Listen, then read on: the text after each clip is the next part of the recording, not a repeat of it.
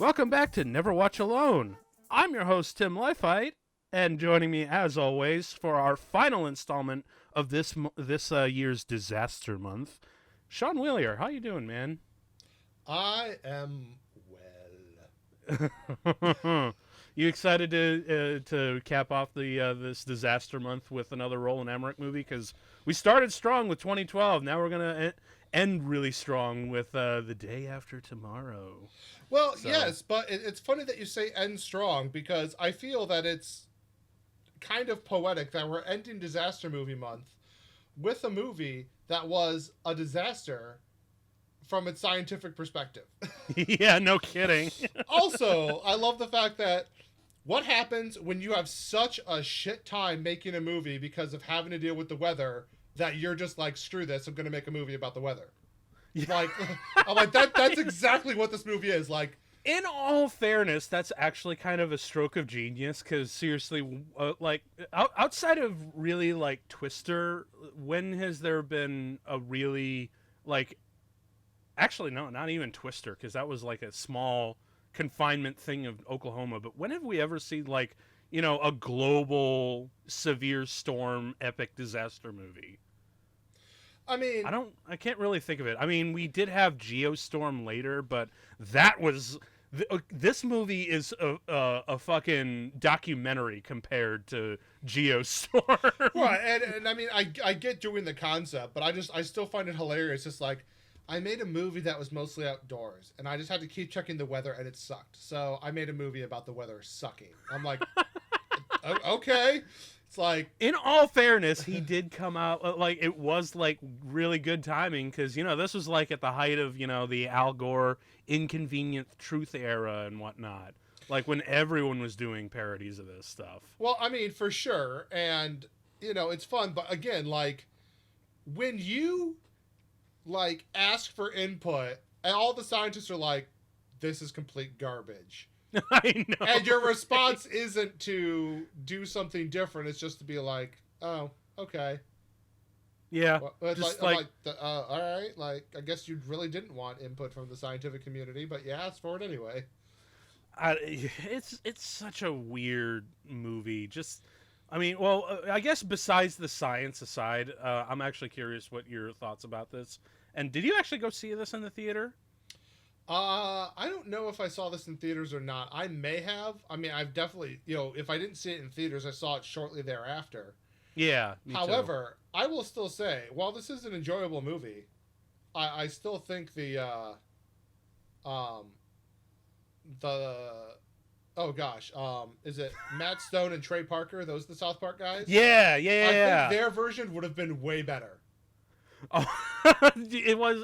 I heard about this story. Okay, tell the story because it's kind of amazing. They got their hands on the script before the movie was being made. Like, I don't know how they got their hands on it, but they got their hands on the script. And they had the brilliant idea where they wanted to make the whole movie with puppets, but do it on the hush-hush, but then release it in theaters on the same day as the actual movie. And basically, they got informed that, like, no legal team would ever allow this to happen. This will never get released in theaters. Like, sorry, no. And so they're like, they didn't do it, but I'm like, man, that's the version I want to see.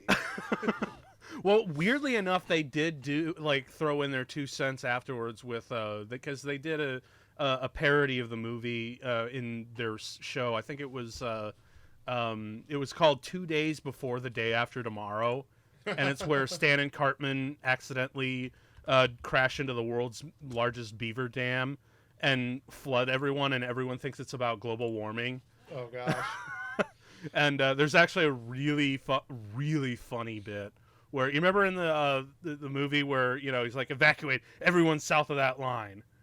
Well, in it, Randy, Stan's dad, accidentally draws a penis.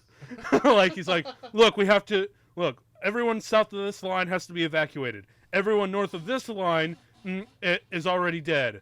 The East Coast is going to be swamped by tidal waves this long, and it's going to start in this little slit here near New York. And this whole ball-shaped area in the southwest corner, they might have a chance. And then all of a sudden the crowd just looks at him in silence, and he's like, What? What is so funny? Oh God! Also, something else that I just found, like, sorry, we're going into like trivia mode here early on. But Yeah. I just found hilarious. It's like they didn't know if they wanted Jake Gyllenhaal because, like, I don't know if he can play a high school student. I'm like, really? The man who became famous 2 years before this, 2 or 3 years before this, Yeah, for roughly. playing a high school student. I'm like, maybe he aged out, but I'm like, can he play a high school student? Like, I don't know. Did you watch Donnie Darko, dumbass? Like, this is very true. I mean, to be fair, like Jake Gyllenhaal looks 10 years younger than he actually is. I mean, what is he now? He's like what, almost 40. The Who dude knows? looks like he's barely in his. Even now, like when I saw him in Spider-Man when he was playing Mysterio, I still thought, man, like this dude could easily be, even with that beard, he could still be like, you know, a 35-year-old dude. Like he's just like almost an epitome of youth. He's a pretty man. Yeah, so like, cause I don't think I saw this in theaters myself. I think I wound up seeing it on cable. I saw it on FX, the Fox movie channel.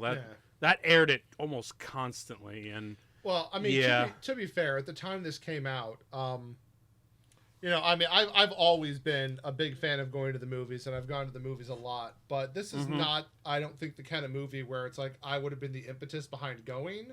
But I'm also the kind of person where it's like, if somebody's like, "Hey, we're going to watch a movie in theaters. Do you want to come?" I'm usually I'll be like, I don't. yeah. It's like I don't care what it is. Yeah, let's go. Movies done. Fuck yeah. I mean, maybe I'll love it. Maybe I'll hate it. Either way, it's going to be memorable because that's what we really miss about theaters. Yeah. And theater going is the experience of sitting down with a fucking bucket of popcorn and a giant ass soda with a whole bunch of strangers. Yeah, I think the few like hard lines I draw when it comes like, hey, you want to go see a movie, and like where the movie itself might be like, I'm not going to watch that, is like one of those like medical miracle feel good movies that are like just being made for like a religious slant, like I'm out. Oh God. Or yeah. This is how a pet saved my life. Like I'm out. Like I don't. I love cats. You know, I like pets to an extent, but I don't need a whole movie about how like your emotional connection with your dog saved your life. I just don't care. It's boring. Like, come on, if you're gonna do this, do it with a director's challenge. Like, if you're gonna do that, do it with like almost no dialogue, or do it against like the backdrop of like Armageddon and how like your dog was your only thing that kept you sane while like the vampires went crazy. We all love the dog in I Am Legend. Like the dog, was great. Dude. Like exactly, you can have a viable like human dog like plot, subplot, whatever. But if you make it like, if you're making a movie just to be sappy, I'm like, ooh. Come on, yeah, man. Fuck off. Come on, man. Like, you got the movie. You can do so much more with that. It's all about the creativity and the showmanship. Because, I would draw my line at seeing movies like that, especially like, you know, the fucking Christian, or just any propaganda, like straight up propaganda shit. And yet we're talking about a movie that you were just mentioning had good timing because of an inconvenient truth, and oh my gosh, global warming and change. Well, again, they have really good special effects and really thrilling like action, you know, like set pieces. Like it's because you know at the end of the day, this movie's kind of a roller coaster.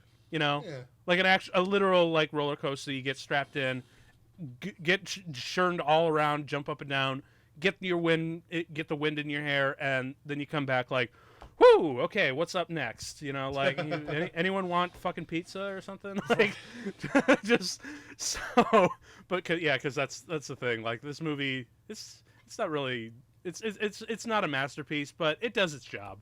Yeah. You know, that's what I can say about it. So I guess we should probably like actually start rolling it. Should we? I think so. For all you folks that have actually been listening or Or as always, they just go straight to the skip button and be like, "Fucking start the commentary already, you son of a bitch." So, I mean, if they're not showing up to listen to two assholes talk about a movie, I don't know what they're doing here. So that's actually a very astute point, sir. Very astute point. Because they're lonely. This is where you never have to watch a movie alone again. That's why we're here for you. We are here to entertain you, while some other dude who made a movie for millions of dollars is entertaining you. We're here to help make the voices in your head stop, if only for 2 hours. And yeah, and after the disaster of 2020, yeah, I'm pretty sure that would help. So, that said, for those of you listening at home, if you got a copy of the Blu-ray, if it's, I forget where it's on streaming. I always forget to see where. Well, but does that even matter? Because by the between us recording them and them coming out, they very well may have switched streaming services. That's very true. That's because well, either way, you can. There's like lots of places to find them. You can find them like you can get them for low prices on like iTunes, Vudu, Amazon, even YouTube. So, but either way, hope you guys got a copy standing by because we are pressing play in 3, 2, 1, click. And right away we got the 20th Century Fox logo. Boom. And very slowly, if you listen very closely now, I'm pretty sure that Roland Emmerich has put in the Mickey Mouse laugh. It's a joke, guys. It's a joke. Come on. Because, 20th Century Fox. I do like the storm clouds that they put in the logo. That's actually pretty cool. And, but, yeah. I'm still really mixed about this movie. It's okay because I think there were some scientists who called it it's a fun movie with bogus science. Yeah. And if you go into it's been a hot minute since I watched this, and I'm actually quite digging the music right now. So yeah, that's the other thing that I do remember the music, which is actually not bad, especially for a one-timer blockbuster. Oh, I forgot Ian Holm is in this. I mean, what an just such a talent, such a talent. Just can't. Rest in peace, man. I mean, I can't. I don't ever watch a movie of his and be like, well, I'm mad now. It's like it's always an enjoyable time. Yeah, dude. Like he even in like his lesser things, he always brings something to the table. And especially in this movie, even like he actually does bring like some credibility to it. That's yeah. No. I mean, you're completely right, but I would like to point out just because, man, again, I said it's been a while since I watched this, so this whole opening sequence is CGI, and man, this is holding up for me. Like, yeah, no kidding. I'm, like, considering this is 16 years ago. Like, yeah, damn, this was 2004, man. The CG, because like you remember we watched like what was it the CG Twisters and Twister, like the CG didn't hold up, but you know what, the movie's really entertaining, so we're willing to overlook it. This you're like, that's CGI, and I think that's just a testament to how far computers came between like the mid 90s and the mid 2000s. Yeah, and you know what, let's be honest, say what we will about Roland Emmerich's directorial and especially his writing, give it up to him for his attention to detail for visual effects, because when he does visual effects, with the exception of the Godzilla movie, which we don't talk about, the visual effects are like almost always really good. And even today, like when you look at even like Independence Day, the visual effects really, really hold up. Yeah. So, but of course we can't say a whole lot for his writing, because like even though he gives us a really cool backdrop of a story and whatnot, let's be honest, the melodrama and whatnot is just like, it's so corny and just eh. And now that when you talk about like all those sappy movies for the sake of being sappy, if it wasn't for the epic disaster backdrop that was going on, this movie would totally feel like one of those movies. Oh yeah.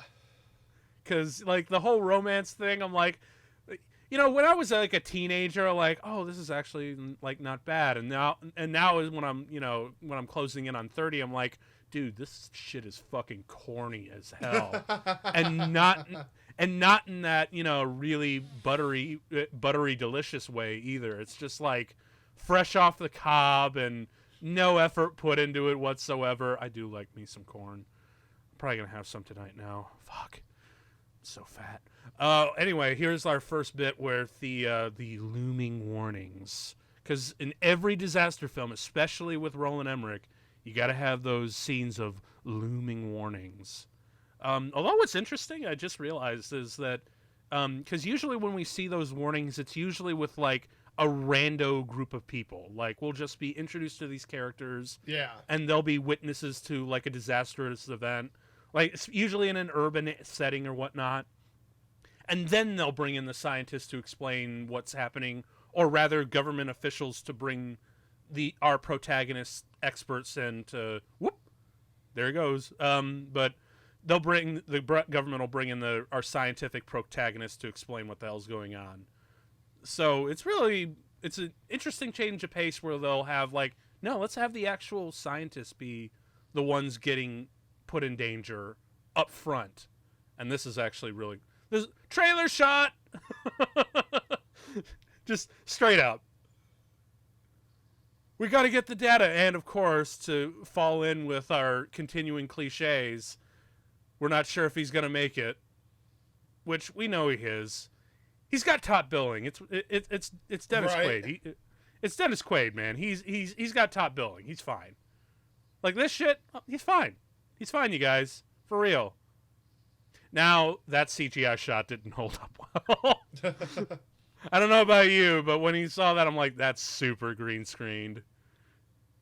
Like, it's when you see that shit right there. Yeah. I think it's because when you add the human element in there, you can it just notice goes the away. difference. Yeah, but when it's on its own, it's actually not bad. But when you put a human in there, it's just like, oh no. You guys had to build our lab literally in the one place where it was going to crack. Interestingly, about like around a couple years before this, ice shelf the size they talk about calling this actually did break off. Oh yeah, I imagine they totally kind of like just sort of wrote that into the script kind of halfway at the end, because yeah. I mean, Lord knows, like, maybe because this is, you know, such like a contained scene in and of itself, this easily could have been like a reshoot, you know, a last minute reshoot that they added, like, holy shit, that actually did happen. Let's write that into the script. Let's like really build on the commentary, because really at the end of the day, this movie is more of a political commentary film, you know, with under the guise of a disaster film. And it just has pseudoscience bullshit. Like, the politics are up front, and the science gets a heavy, steep sidestep. Yeah. Because didn't they also have, like, a couple of paleontologists to go and check this out? Because I think there was actually one dude that... apparently he was, like, a big college professor and whatnot on paleontology. And he said, I will not watch this movie unless someone pays me $100 minimum. So they actually gave him the $100, and of course he ripped it apart. And I think he called, I'm reading the quote here. He called, it was, climate science as to Frankenstein is to heart transplant surgery. Like, damn. And oh yeah, hey, check it out. It's not Dick Cheney. It's clearly not Dick Cheney, you guys. It's not Dick. It's totally Dick Cheney. Let's be honest. Like even Roland Emmerich was like, yeah, I'm not denying I cast Kenneth Walsh here to look exactly like Dick Cheney to criticize the current administration. Boy, don't you miss the days when Bush was worst president? Oh gosh, so much. I know, right? You just never expected somebody to be like, hold my beer. I don't know. Not just to hold my beer, but to do it in such a unprecedented level.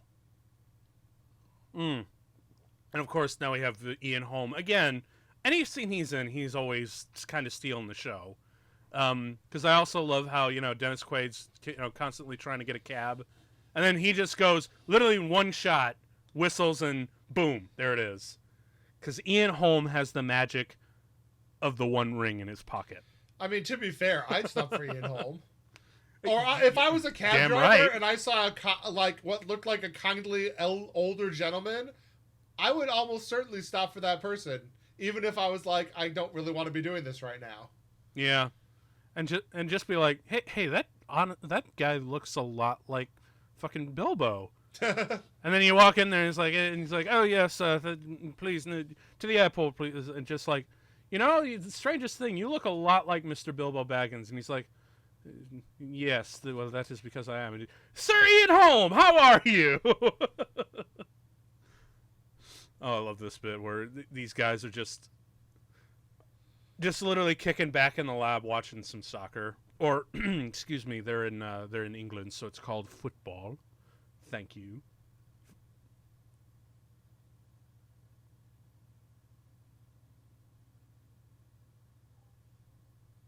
Bloody hell. Is that a lot?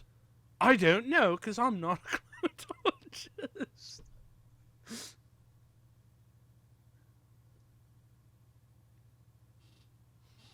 Really do like these gorgeous vistas they do. I wonder if this was like on actual location. Nah, that looks rather CGI in the background to me. Probably. I mean, they do got the budget for this kind of shit, and like we said, Well, despite I know they used several. I mean, I think they used somewhere on close to 100 different visual effects houses to work on this movie. Oh yeah, well, I mean, now that's just like standard. Of course, back then it was like kind of a radical thing. Oh yeah, and then of course we're cutting, because we got to cut to like other places, but. Yeah, you know what I just recently found out about, though? Apparently there's a whole subplot with this guy. The guy who's answering his cell phone here. Classic diversion from the wife. Oh, this shit is kind of cool. Because, again, like, it's cliched, you know exactly what's coming and whatnot, but... it's kind of cool the way Roland Emmerich kind of presents it, It's very Hollywood, but it's entertaining in that aspect. Although I really do want to know what the hell they actually used to drop these on these actors, because when those things impact, they look like they're actually breaking apart and they're not like rubber or anything. So whatever that is, that's really good stunt work. Damn.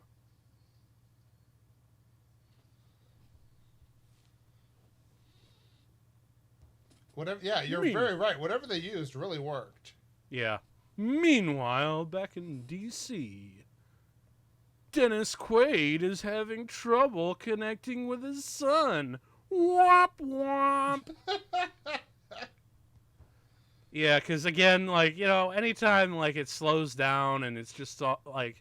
The character's talking, you can go take a dump or, tug one out. Like, it's so fucking trivial, to be honest. Like, because looking back on it, it's just like, oh man, you had this epic backdrop, and you choose to do this kind of melodramatic shit, and it's just like, I don't know. It just seems so trivial to me when all the more interesting stuff that going on in the background is just literally being sidelined to the background. Although, what was interesting, because I think I also remember reading that initially Jake Gyllenhaal's character was supposed to be played by a couple of kids. It was like almost like a... I think originally I think the characters were supposed to be 11. So yeah, they in middle aged school. them up. Which, you know what? I think that was a big mistake because I'm just thinking about like all these great Spielberg movies with, children protagonists and whatnot. And how cool would it have been to see like this ridiculous level of, severe storms that impacts the entire northern hemisphere and see it through a couple of kids in New York City? I mean, I kind of agree, but at the same time, I think it's a little unrealistic to think that some of the level of what goes on here, that they're going to have the survival instincts and knowledge to pull through. Yeah, I mean you can kind of get around with that and just like hand that skill sets to the whatever adults are watching them on their school trip or whatever. But it'd just be really nice to see, these disasters from like a kid's point of view. Because I remember, this is I'm almost 29 or 28. I forget how fucking old I am anymore. Well, like once you've gotten past 25, you automatically forget what age you are. Oh constantly. my god, that I'm not angry. I'm disappointed. I mean, the most parental stereotypical line ever. Oh yeah, this. Just like, come on. Because again, like anytime these characters slow down to talk about whatever I don't care. Just wake me up when the massive tornado thing comes up. But yeah, so like, when I was like I'm almost 30 right now, so I'm trying to think where the hell I'm going with this. Right. But I would love to see these or rather, so I'm almost 30. That means like I grew up in the 90s and whatnot. I'm one of those millennials and whatnot. You just bitch about me, whatever. But I started to grow up when, global warming became like a major thing. So, now we're seeing all this extreme weather and especially in like 2020 with the pandemic and everything. And I've always been looking at the younger kids of our generation and just like trying to imagine what the hell it must be like being a kid and having to deal with the extreme weathers, the pandemic, the civil movements, the hatred and all this confusion and whatnot. Like, because even for an adult, it's I hate a lot say to it, take but in. I almost think it's easier. And the reason I say this is kind of like it's like establishing your baseline. You know what I mean? Mm-hmm. Like they're That's dealing cool with shot. this from a young age and from so long that's like it's kind of their normal. I've talked about it before. It's like I want to say I think I was 14, 15 when Columbine happened. Yeah. And then yeah. and then like school shootings became a norm. So that was this intensity while I was still in school. Then 9/11 happened, and Yeah. then And it never got better. right. It's just like and then like shortly after I graduated, the economy tanked, and Yep. it's just like every step of the way. It's like there's just this escalating level of like, oh my gosh, oh my gosh, oh my gosh. Like the bar keeps going up for how awful things are. And so I think it's kind of like if you're growing up and the bar is already there, there's a lot of room for improvement. So it's like things might get better, but you're also kind of used to that level. When you keep having to adjust to higher levels of crap, it's like, oh man, like this is just daunting. Yeah, there's a lot of turbulence. And speaking of turbulence, this sequence is really cool. But just to kind of tie in what you've been saying for the last couple of minutes, how amazing would all of those feelings, thoughts, and ideas have been if they were present in this movie? Like through the eyes of a kid who have just been seeing the world literally getting torn apart by this kind of extreme weather, and see that there's only one place to go but up. That'd be really cool, to be honest. Like, it'd be a nice little addition to the commentary that they were already on the path for. So, yeah, that'd be really cool. Oh, okay, so how many times have we had this moment in a theater where they're just like, holy shit, that was intense, and...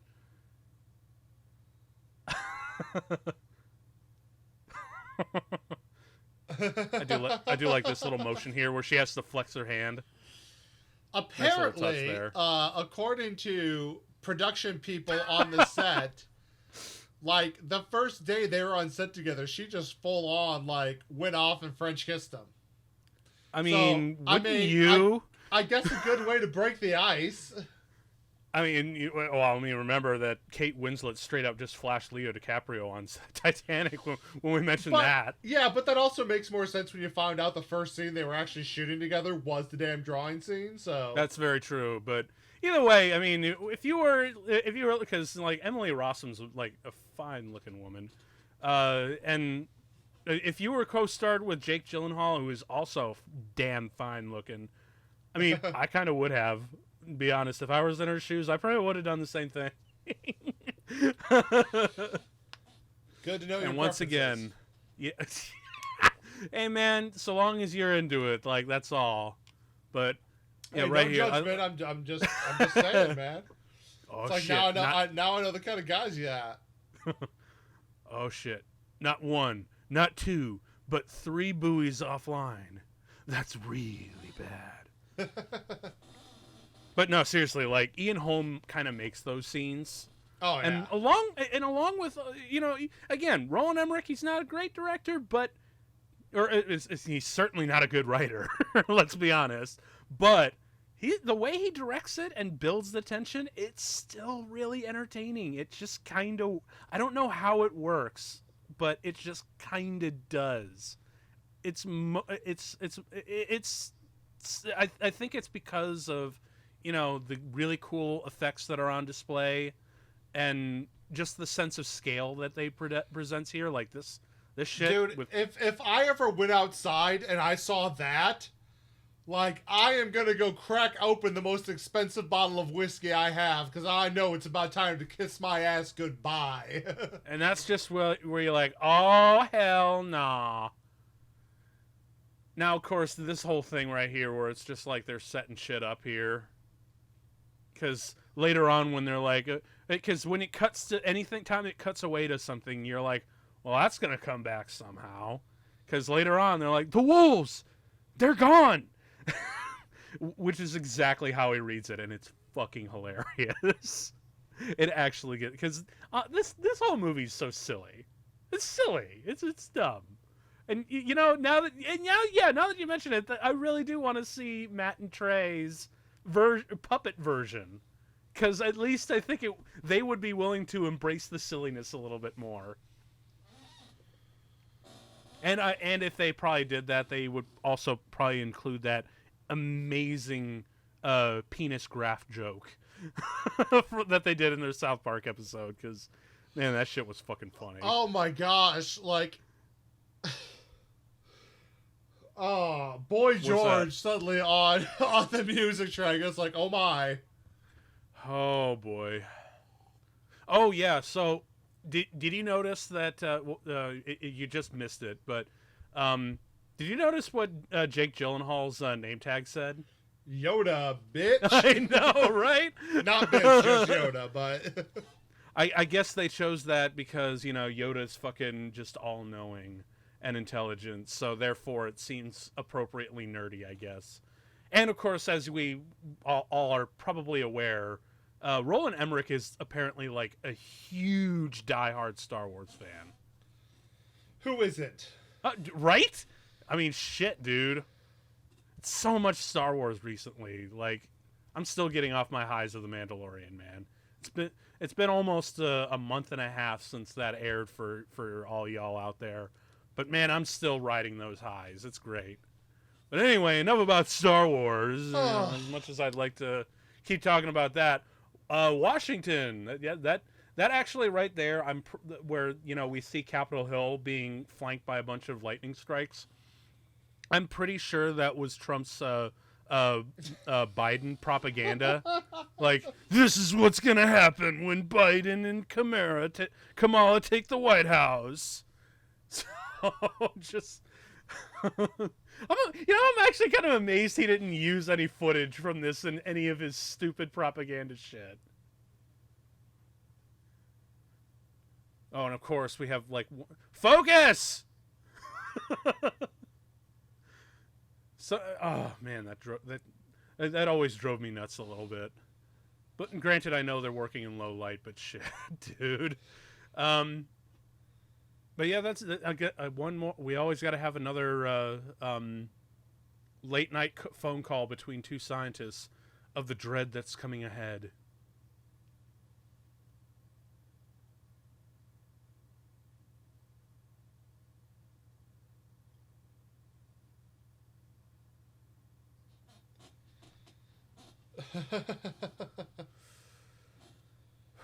Man, you're really really trying to stretch our logic, because, like, look, I'll go with you in other disaster movies where they reference the dinosaurs and how they got wiped out with, like, a meteor. I'll go with that, but I'm having a really hard time with the second ice age happening in a matter of a few weeks. Well, first off, it's not second. The Earth has actually had multiple ice ages, and actually, by scientific records for the occurrence of ice ages and how often they've occurred, we're actually theoretically about 10,000 years overdue. Welp. Wow. Okay, so now I really wish I was recording this in my bathroom so I could effectively take a shit, because... Yeah, man. It just goes to show, when you look at the history of the Earth, like, yeah, we've definitely had an impact on it, but make no mistake, we are nothing but a cold on, like, that has infected a much larger being that can and will shake us off and be just fine, being the planet. Yeah. All right, now it might have just been the lighting, but for some of these shots, the guy in the news office, for just a few shots, and again, I know it's just the lighting, but I could have sworn that was like a younger Will Arnett. I wish it was, actually. How amazing would that have been? Just to have like a fucking BoJack Horseman cameo. Because Will Arnett is like really delightful, and I'm really a big fan of his, a lot of his work. Not anymore, they're not. Okay, so this sequence is fucking cool. I don't care who you are, but like having Los Angeles be ripped apart by just like a shitload of tornadoes all at once, it's fucking cool to look at. But I'm actually curious. You think we'll probably be seeing tornadoes in Los Angeles sometime? Because at this rate, after 2020 and all the insane things and all the weird weather that we've seen, you know, actually tornadoes in Los Angeles, that wouldn't really be all that shocking. All I imagine is there's going to be a lot of more Day After Tomorrow memes. I mean, that's going to be the most significant thing. All I know is we've seen enough fires in LA. Oh my God, can you imagine one of those Inferno tornadoes that you see?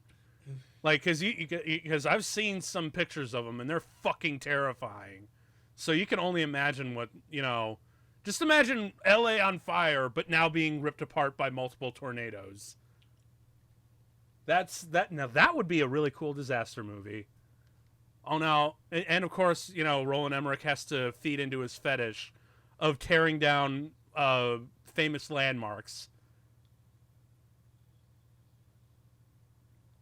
And, you know, I just realized that image of the tornado shredding up the Hollywood sign, isn't that someone needs to meme that. That needs to be 2020 and just label the tornado as 2020 as it rips away the Hollywood sign. I'll tell you what, I would never get out of my car. Like, I have survived hitting trees at 70 miles an hour in a modern car. Stay in your car, hope it saves you, even if you get sucked up. You might live. Or just hit a ditch. And buckle up. Seriously, buckle up. Jesus Christ. Oh, yeah. But that one moment, there was that when that guy tells the one guys to stop videotaping getting shelter. I'm actually really glad that they kept that in there. That's actually really By the way, why does everybody in every disaster movie want to destroy the Capitol Records building? Probably because they've been done dirty a lot of shitty record deals. That's probably why. It's I bet that's like a low key Hollywood, beef. But although this sequence is fucking cool. Well, we see the TV anchor, the dude guy like just throws the newspaper away from the camera. But those visual effects are fucking cool. And then, of course, this bit right here where it's coming out with the... Come on. Because you see it in all the trailers and all the promos. And, yeah, it's dumb. It's corny. But it's also really scary and fucking cool. This shit right here where he's, like, talking about... Like, it's a horrific nightmare, only it's the real thing. And then he gets taken out by the billboard. That was fucking cool. But you know what? Cool. No blood spatter. Like, none. Yeah, come on. Well, remember, we got... Come on. But we got to maintain a PG-13 rating and whatnot. And, like, we can't go over the top. I bet they did have that initially in the MPAA's. Like, you got to take that out. Like, have the VFX people take that out. But I do like this moment right here. This is fucking cool. Just the way they present it thematically with the one janitor. And this moment, this feels like the opening to a really badass trailer. Right. Because you imagine, like, it just fades in a world. And it just, he opens the door with that beautiful glory lighting, and how it cuts to that is fucking cool. Yeah. Because the presentation, right on the nose. The writing, the science, don't care. Don't really care. Oh, shit, man. But yeah, I really wouldn't be too shocked if Los Angeles was devastated by a tornado or anything at this point. Honestly, it just feels like another walk in the park.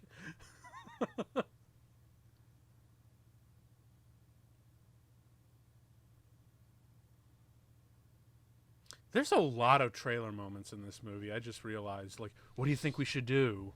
The guy gets taken out, and, we got to stop before it's too late, Just, man.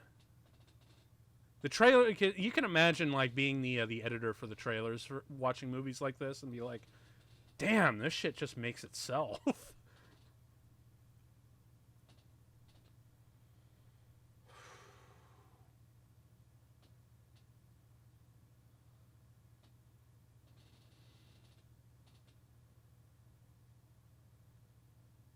So I'm actually curious, just because, obviously it's slowing down because they got to figure things out. And again, when it slows down, it's not interesting. It's not good science, and it's not really good melodrama, let's be honest. But I'm curious where you put this movie in relation to, like, other disaster movies. I mean, for me, it doesn't quite hold up just because it's not bad by any means, but... Mm-hmm. I think there's better developed characters in his later ones, like, 2012, which we earlier did. Yeah, 2012 actually had really good characters. And, then there's... I don't know. It's like for so many disaster movies, the disaster is the backdrop for a better story. And I just don't see that better story existing here. It really is just the disaster. So... for me, it doesn't do a whole lot. That's one of the reasons, not so much a disaster movie, but like, Independence Day is delightful because it has a really good story and this human element. It's done in a perfect 3-act style while still having this awesome destruction. Yeah. It's that balance between the two. Yeah, when you say balance, I think you actually finally hit the number on what this movie was missing for me. Is that Independence Day was always described to me as the absolute peak perfection of balance between quality and camp, and that's what this movie's missing. Like, it's leaning a little bit too close to quality and not really delivering. If this movie was a little bit campier, Maybe this is why we need the Trey and Matt version, Right? You guys, like, because I know that they wouldn't take this shit as nearly as seriously. Because if they're gonna, do this word for word, they would obviously do it in a very mocking voice. And oh my god, and well, and what's so funny is like I'm watching this movie, and don't get me wrong, like nobody's delivering bad performances. No, but they're like not. I mean I'm from this time. I know who these character actors are, and I can almost look at every one of them and be like, well, you could be replaced with this person now, or this person now, or this. Yeah. It's like no one is so unique and fantastic in their performance, with possibly the exception of, like Ian Holm in this movie, that you can't just recast it now and redo this entire movie. So yeah, for real. It's like you didn't even bring in top tier character over the top people to make you care. Exactly. Dude, you gotta have in movies like this, you gotta have a really strong choice. And oh man, I'm sorry, because again, I'm the kid in this role here. It's fine and whatever. But just dude, you're really cheap here playing the cancer kid sympathy card here. Yeah. That's really fucking cheap. And then of course this whole bit where he's like, dude, you haven't slept in 24 hours. Get some sleep. Do you ever really get the sense that he's overworked? I really never got the sense. It was always. It's almost like what are your model what does it matter if your models are right or wrong? They're the closest ones that currently exist. Nobody else has anything else. At this point, with what you are seeing go down, with how much the disasters hit, what can possibly change from you changing your model? Now that whole banter bit that they just had, where he's like, is he always this on edge? Yes. And he's like, does he ever lighten it? No. I want more characterization like that. That shit kind of is memorable.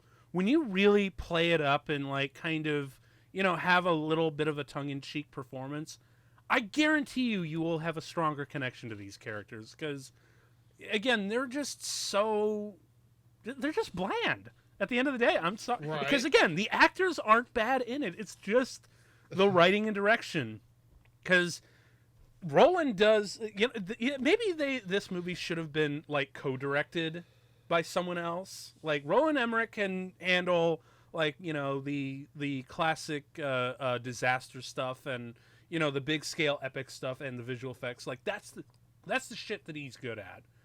But someone there needs to be a really character-driven, director in here for this kind of shit. Well, what I find so hilarious about this scene, it's you're on the Atlantic coast. DC is not that far from New York. Do you really think there's going to be that much of an impact difference that short of a coastline away? I know, right? For real. Also, I want to see more of that shit. The massive buying and shit like that. Because that's the stuff that we know now. And we always saw people grabbing water bottles and whatnot. But interestingly enough, we never see a whole lot of people grabbing a shitload of toilet paper.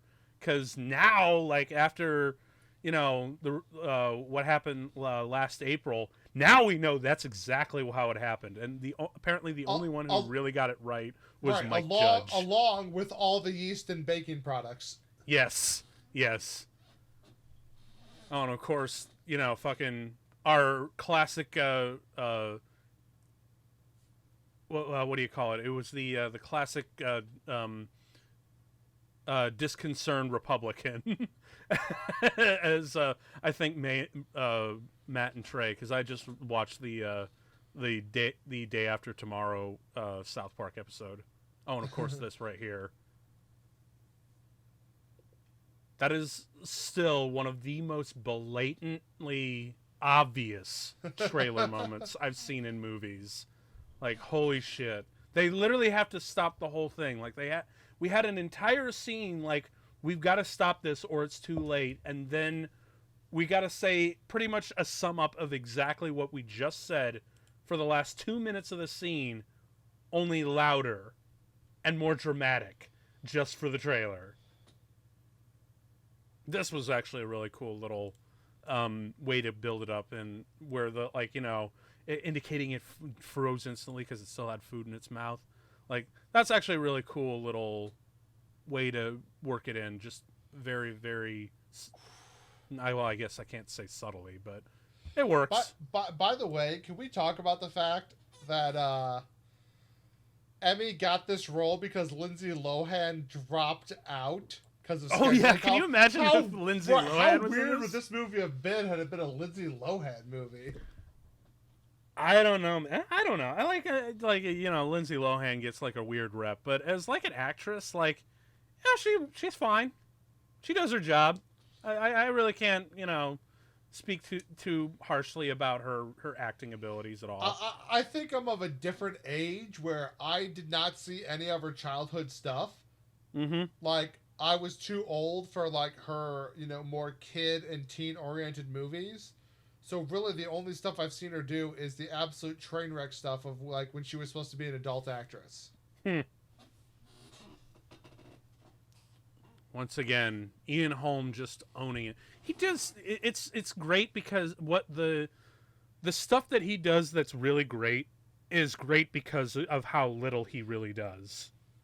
Just for sure. Just these tiny little things that speak so much louder in volumes than any of the exposition would. Although his exposition stuff is easily some of the best that I've in the movie. He's sort of like Christopher Lloyd in Back to the Future. Like, yeah, he's just spouting like nothing but expositionary dialogue. Right. But it's fucking interesting and it's entertaining and he's into it, so you're into it. That's a cool shot though. The whole fucking eye of the storm and whatnot. And of course this like would never happen. Like, even at like the coldest recorded in history. Like, this kind of cold would never happen, that people would just freeze instantly. Because you need a lot quicker transference of heat. But regardless of that, this is really cool. Just the visual effects with the ice. Oh, yeah.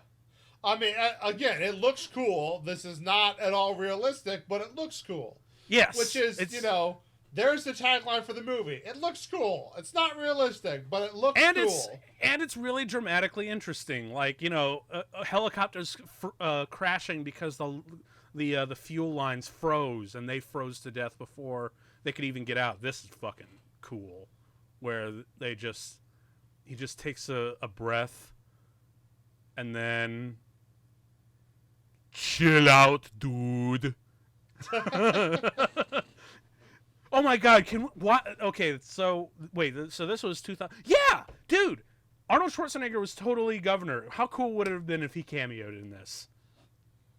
Literally just or even better, they just have someone watching Batman and Robin in the background. Like, how amazing that would have been. What killed the dinosaurs? The Ice Age. Because they're totally talking about the dinosaurs. Like, why didn't they do it? Was right there. It was right there. And okay, so granted, this is a 20th Century Fox thing, so and Batman's a Warner Brothers property. Fine, whatever. But they could have gotten a loan from that, just for that, like that one little clip. That would have been amazing. Oh my god, because they totally had fucking Arnold Schwarzenegger, or not Arnold Schwarzenegger in 2012. You remember that? Yep. That was fucking. Oh, it was so. I still it's say almost it was like so he realized weird. he missed his chance here and wanted to still do it. Well, it's also still weird because remember that was just like a lookalike actor in 2012 and not Arnold himself, which I still like, dude. Like, this is 2009. You couldn't have like paid the dude like just a few minutes, because he would have been showing up for like 10 minutes. It would have been like a half-hour shoot, man. It would have been super easy, but whatever. I digress. God, because I'm just trying to think of like a whole bunch of other stuff to make this movie a lot better. Because there's so much potential you could have here. You know what's really interesting?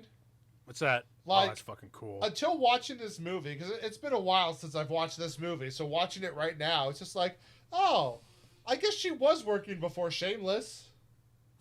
Oh. Oh man, that's a deep Well, cut. she's just become so associated with that show. Yeah, very true.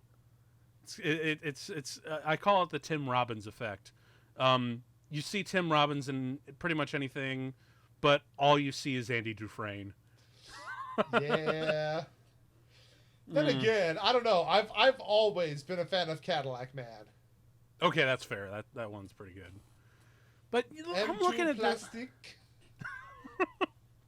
But yeah, I'm looking at this whole scenario like when just like a group of kids stuck together in an apartment or in New York in general, watching fucking Fox News about how the world's going up in waves and in the storm and whatnot.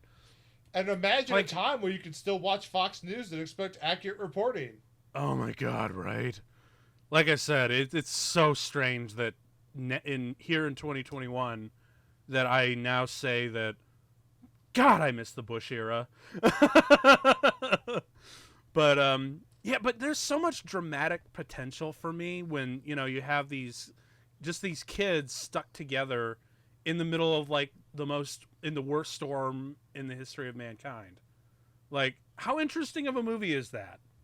Because it's sort of like the Breakfast Club, but with like an epic disaster film in the background.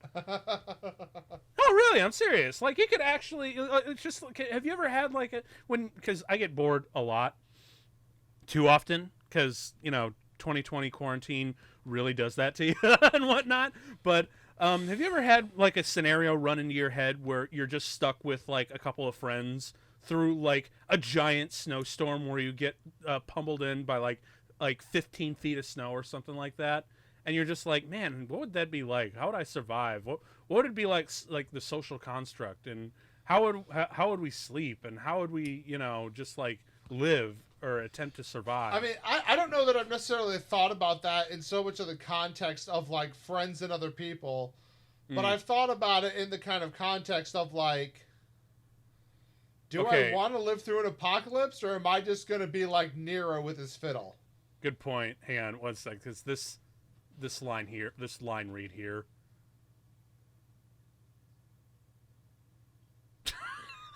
I'm sorry, I can't take that seriously. It's so like I wish the movie was like I feel like that was that actually just Matt and Trey Parker be like, the wolves, they're gone.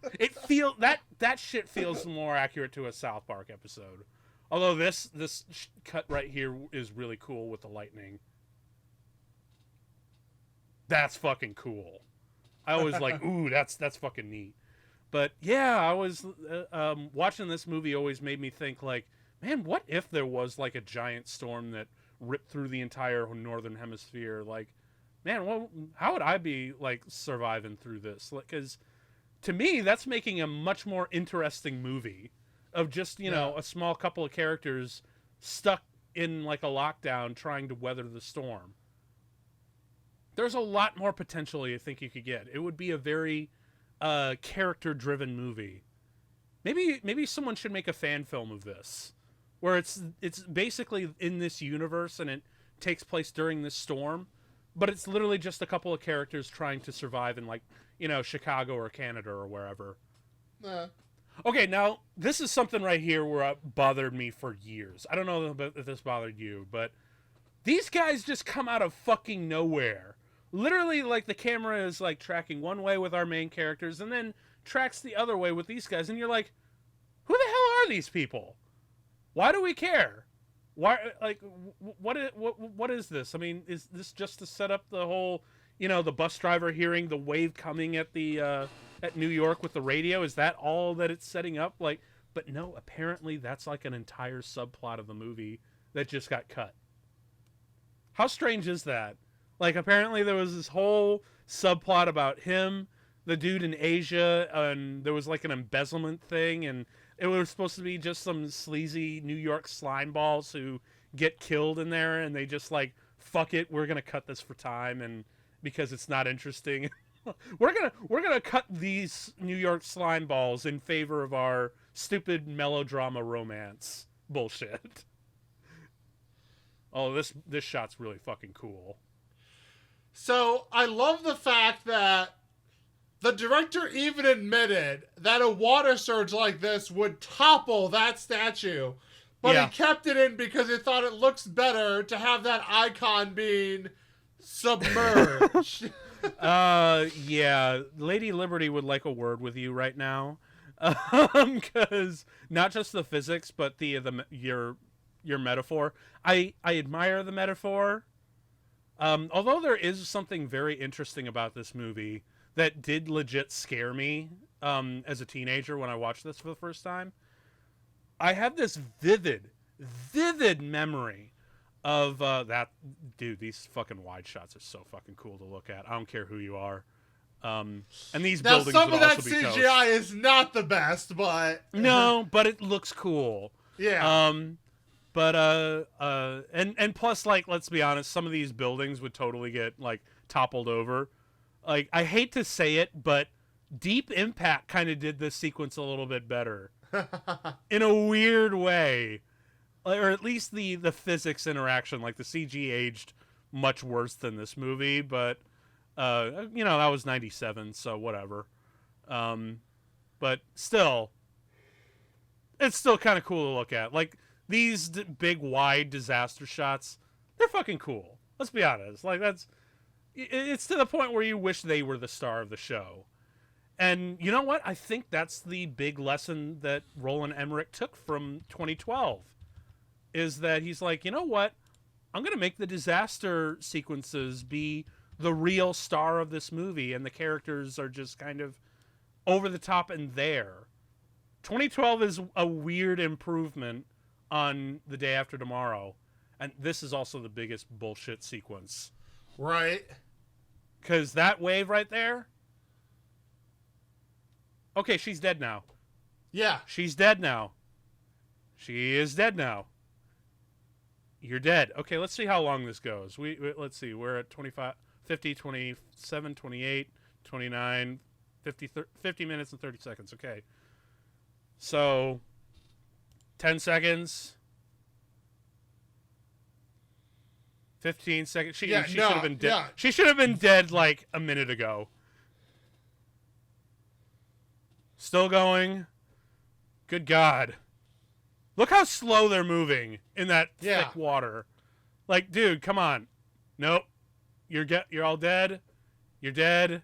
You're all dead. And also love how they got... How did they get halfway up the stairs that quick? Right? Dude, you have to go all the way out into the lobby and up the stairs past a group of frightened human beings. They're dead. That sequence, albeit it looks cool, but it's still bullshit. Because, and you know what? I guess that's why this movie works in a nutshell. Is that, look, this is bullshit, but it still answers yes to a very important question in these kinds of movies. Is it cool? But yeah, going back to what I was saying about the Statue of Liberty, there is a vivid memory that I have when I was in grade school. This is like second grade. I remember reading in one of our science textbooks that if in theory if the polar ice caps all melted, the oceans would rise to the point where it would be up to the face in the Statue of Liberty. Whew. And they even had an artist rendering of that image. And for some reason that was burned into my head for the longest time. So when this movie came out and did that for real, that's where I was like, uh-oh. And now after all the kind of weird, crazy weather that we've seen now, I'm really like, uh-oh. Yeah. And this is the point where I just take a sip of whiskey. I don't think a sip's going to do it. Yeah, I need a bottle. But hey, yeah, I will give it this. For all the bullshit pseudoscience, at least they have good graphics. For the time. Yeah, for the time. But yeah, and also I'm wondering where all the other Eye of the Storms are supposed to be, because apparently, according to the rules of this movie, like the Eye of the Storm is the most deadly because that's where it's like the super cool vortex happens. Right, yeah. So again, I'm more interested in seeing what else would happen in some of these other areas, because let's be honest, like, it's the whole America has to save the world and whatnot. It's actually getting kind of annoying these days, because especially after the last administration, we're like, dude, if we were tasked for destroying the world is fucked. Because we kind of already were there. Let's be honest. So it'd be actually really nice if, like, I don't know, like somewhere like India or Japan was tasked with saving the world in one of these disaster movies one of these days. Maybe we'll get there. Right. We'll probably get there. I mean, that's a much more, I would say, original take than a lot of this stuff I've seen. Yeah. And the only reason why we haven't seen it is because, America #1, represent and whatnot. Well, I mean, it might be out there. It just may not have, come over here yet. I mean, I haven't looked into it too deeply myself, and there you go. They're probably out there. It's just that even if it is made, no international movie will ever have the budget of these Hollywood movies. Maybe Bollywood. Look, I'm sorry you say that, but that's not always necessary. I mean, when you look at action movies, the live-action Gantz movies were made for a fraction of what American action movies are made of, yet they're amazing. So, yeah. I'm sorry, big budget doesn't always make better movie. Oh, no. I'm just saying that's probably why we haven't seen a disaster film or an international disaster film on this level of scale, But I thought there was an international disaster movie. Wasn't The Great Wall an international disaster? Yeah, we don't talk about that too much, though. But yeah, dude, see all this, like where they're all these people stuck in a library. There's a lot of character-driven drama to be done, and they give us the shittiest, lowest common denominator kind of drama possible. Like, I don't know if she likes me or not. Like, I don't care. I really don't care. Like, I really want to get more into, like, well, man, what it must be like. It would be amazing if, like, you had a couple of, like, office workers working in New York or wherever, and they were trapped by this storm and whatnot, and they all hated each other, and they have to, it turns into, like, this weird domestic Mad Max kind of thing going on. Where they're like cult factions of each individual buildings, only instead of desert motorist landscapes, it's all just ice. Right.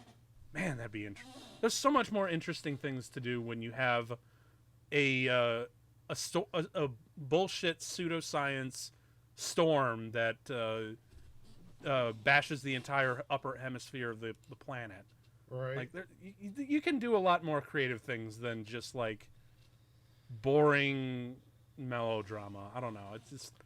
No, I mean, I agree. It's like you need to humanize the people, but they could have done it in a better way. Mm-hmm.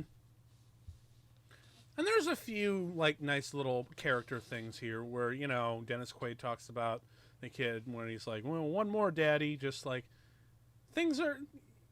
Yeah, things like this they're sweet. Like, when you have... And you can go serious and not over the top. So long as you have, like, a really good foot in with humanity, And not just, like, movie humanity. Because, you see a lot of these movies that have these, big emotional moments, or these moments that try to have, like, a poignant emotional connection or anything. And it just feels like a rehash of something else you've seen in another movie, and not something you would find in real life per se. And it becomes like this weird dim echo of an effect, and it feels hollow. So that's just my thoughts. I mean, I agree, but okay, now here's another thing that I really got pissed off in this movie. is like, this water is fucking freezing, right? And Jake Gyllenhaal is trying to, maintain a contact with his dad, and the water's coming in, and he just might drown. And meanwhile, his not girlfriend is just standing by. Yep. Not trying to help or anything. Because it's when he goes under and whatnot, that's dramatic and whatnot, but when it cuts back to her just kind of waiting, and then he comes up and he's like, "Oh my God, I thought you drowned." I'm like, "Yeah, thanks for helping." Right, and on top of that, it's just like, yeah, this shit right here. He's now wet. He is now wet, and it's about to become freezing on a level you can't imagine. Mm-hmm. How are you going to get dry enough between then and now to survive? Yeah, thanks for the fucking help, bitch. I don't think I like you anymore. Because, dude, for real, man... They gotta make... This is why why ladies get mad at, boring female leads. Right. Because I would have had an infinite amount of more respect for that character if she just literally threw off her sweater and dived in to try and save him. I would have had a lot more respect there. But, nah. Just gotta wait and see. And of course, now this also begs the question, where's all this wardrobe? Actually, I know it's a coat room. No, this does make sense. It's not just a coat room, but it's how many people forget to pick up their coats from places? How many accumulate over time? I have to imagine a place like New York, people forget, and they probably have a rather somewhat lengthy process before they donate them or something. Okay, that's okay, but I really hope they wash them. Well, yeah, but for a city the size of New York, I buy this. Okay, yeah, that's fair. For the New York Public Library, that makes sense. Although I just really hope someone washed that jacket, because it's also fucking New York, and God knows where that shit's been. But do you really feel a homeless person's going to be the kind of person checking a coat? It really depends. I mean, I honestly, would just imagine if I was homeless, I'd be so paranoid of my possessions, I wouldn't check shit. You know what? Maybe it wasn't intentional. Someone stole it from a homeless man and it wound up there. Dude, what kind of scumbags he steal from the It's homeless? New York, man. I knew that was going to be your response. Expect anything, man. It's New York.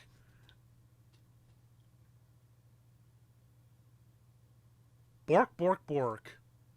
And that's the other thing. You always, in these big disaster movies, you always got to have a fucking dog, don't you? That is a common recurring thing. So I didn't see, for obvious reasons, I didn't see Roland Emmerich's Godzilla movie. But did you?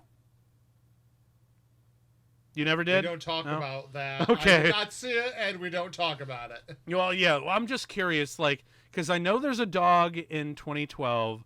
I know there's a dog in Independence Day. There's a dog in this movie.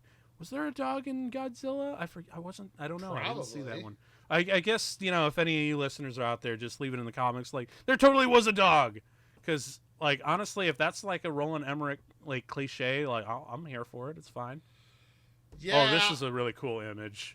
Even with how deep the water is there, I don't think it's necessarily that... Well, maybe it's that deep at this point. I don't know. The point is, it still answers a very important question for these types of movies. Is it cool? And again, and you know what? I'll say, yeah, that's actually kind of cool. You never see, a fucking freighter ship moving down Fifth Avenue or wherever. And this is really cool. I still like to think that's the same bus that we saw earlier with the dudes, and you're just oh shit, which is fucking cool. How amazing would it have been if they had like their CG dead bodies just right? Like I was thinking the same thing. I guess again that's probably for the R-rated cut that they were like, no, sorry, MPAA is like, no, that's too intense. Like you're gonna get an R rating, and studios like, you better not fucking get an R rating because this movie costs a fucking $100 million and we can't cover that shit. So we got to get like all the viewers in as possible.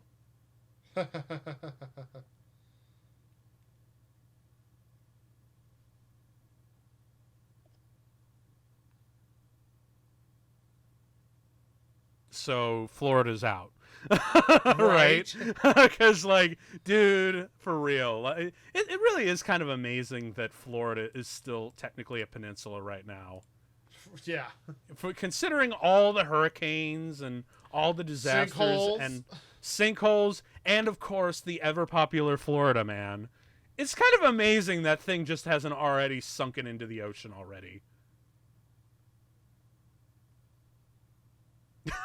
I still really wish that, because did you ever see the South Park parody of Day After Tomorrow? No, but you talked about it at the beginning. I know. I can't stress how fucking funny that joke was. And again, it appears again later in the episode. Oh my! See, this is if South Park wasn't such a long running series, and along with thousands of other series that we do. Man, how I would love to do like television series on this show in the future. If it's just that it takes way too much time, as fun as that would be, and that's probably, and so for any of like the 4 listeners out there, be like, oh man, dude, hey Tim, why don't you ever do like TV shows? Like, what can't you do like fucking Breaking Bad or Mandalorian or something really cool? Like, dude, I would love to. It's just, it takes up so much time and energy. And of course, there's only like so many slot times in a given year.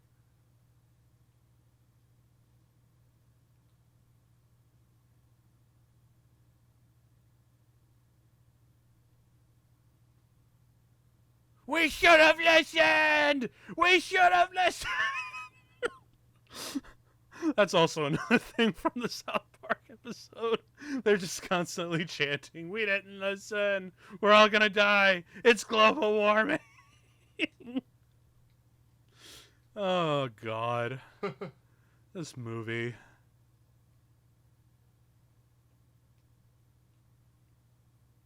Also, it's kind of amazing how... because usually in these movies, the president would be a more... what do you call it? He's a more forward character in the movie. Yeah. Like, because we had, fucking Bill Pullman as the amazing president from Independence Day, even though it was super stupid of him to be like the actual flight leader in the attack. But we also had like, really good performance by Danny Glover in 2012 as the president. Yeah. But, like Perry King just kind of gets side glanced as the president in this movie, and instead he gets to Kenneth Walsh, the vice president, is more of a side character in this movie than the actual president. But I think that's only because I love that shit. I will say though, I mean, I haven't had the 12, but Belvini as a brand is quite good. I've had the 21, and my gosh, that's a madman. Jesus. Well, yeah, this is kind of where I imagine I would be in a design. Because again, I said the exact same thing. If I saw birds flocking like that, I'm gonna go open my nicest bottle of whiskey and be like, "Cheers, world, bye." For real. But actually, no. You know how, again, it would be another more interesting movie if it just focused on the survival of these guys here, just like trying to telecommute their information to scientists all over the world while trying to survive themselves, to the point where they actually like eat each other and whatnot. Well, I'm also like, they have so much paper in there. fire time. Like, come on. Yeah, dude, for real. Like, so just start burning it, man. I mean, worst case scenario, you die from monoxide poisoning, but that's better. Like, I mean, I don't know. You're gonna go out warm and dizzy as opposed to like popsicle. Yeah. I mean, although then again, you could argue since they freeze almost instantly, it wouldn't be nearly as bad. But either way, the fucking science in this is so bogus anyway. So, because like you'll freeze to death so long as you're not relatively near a fire, and also like I just realized. So if it's really this cold out and whatnot, wouldn't all the pipes and sewers and lines all have been frozen? So where the hell are they getting their water?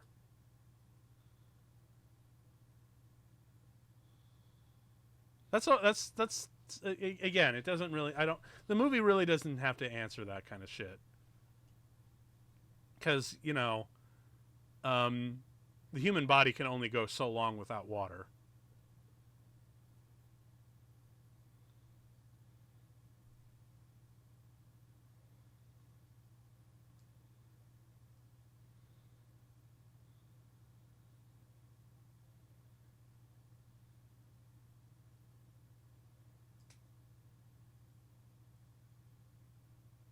How and where are you going exactly, dude? For real. Also, so Jake Gyllenhaal's character got vital information from from a government source about this whole thing. Immediately, he didn't just jump up because because his reaction was like, "We shouldn't go. We really shouldn't." I'm like, dude, fucking just get up and start yelling. Because you could have saved 30 seconds of time, man.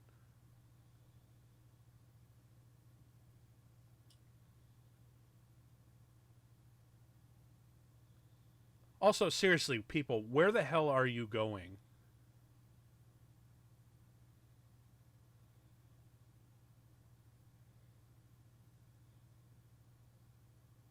Okay, look, guys, if you want to go out and get fucking supplies and then come back to the library, fine. Do that now before the snow gets too deep. That's a logical idea. But where the hell are these people going? I'm going to be real honest here. You don't have supplies. Guess what? Paper is edible. It ain't pleasant, but it's edible. And you have snow. You're fine. You have fuel, you have food, you have water. Live. I'm just saying, man, like, for real, these people are going out, and I'm like, where are you going? Yeah, really. like, do you know how bad the wind is going to cut you when you're on the bridges trying to get off the island? Screw that. Dude, just hunker down, man. Just get under a lot of blankets and fucking cuddle, man. For real. This is no time to be self-conscious or to be shy about these things. Just get under a blanket. Yep. And get next to the fire and fucking cuddle. It's like, it's good. Deal with the reality in front of you. Like, come on. It just utterly perplexes me. Like, all these people want to go out to where? For real, like how? Right, like if you had an actual plan, like if you knew a place where you had, like in town, where you had everything you needed, and you felt that was higher up, but like insulated inside, not near windows, and you felt you could ride it out, sure, go for it. But like your plan is to walk off the island of Manhattan in a snowstorm to where? Dude, yeah, really. Where are you gonna go? Queens? Yeah, exactly. How is Queens any better than Manhattan right now? And why are these people not wearing gloves? I know, for real. Like, dude, fingers are exceptionally perceptive to the cold. I mean, I actually lost feeling in my big toes, or at least the tips of them, due to a small bout of frostnip. I've been there. I got some frostbite on the toes of one of my feet when I was about 14. So. Mm-hmm. Okay, now this is interesting and almost laughable nowadays, where it's like a whole reversal of U.S. Right. wanting to get into Mexico and whatnot. And this shit was shot on the actual Mexican border, so boys, that's really interesting. And that is actually filmed on the Rio Grande. Yep. You know, there should be just a giant fucking neon fireworks display of a sign on the other side that just says, in Spanish, just to really drive it home, how does it fucking feel?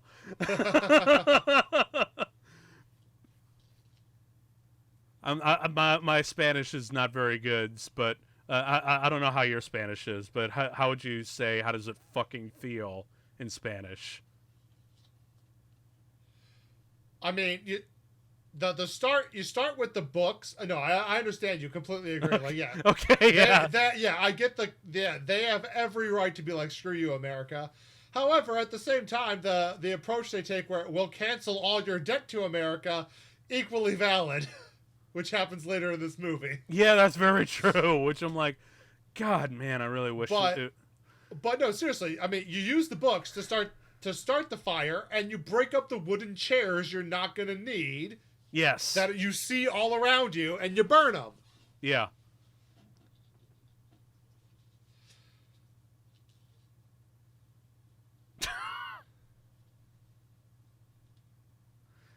Look, maybe okay, fine. Let's just put Nietzsche in the questionable pile.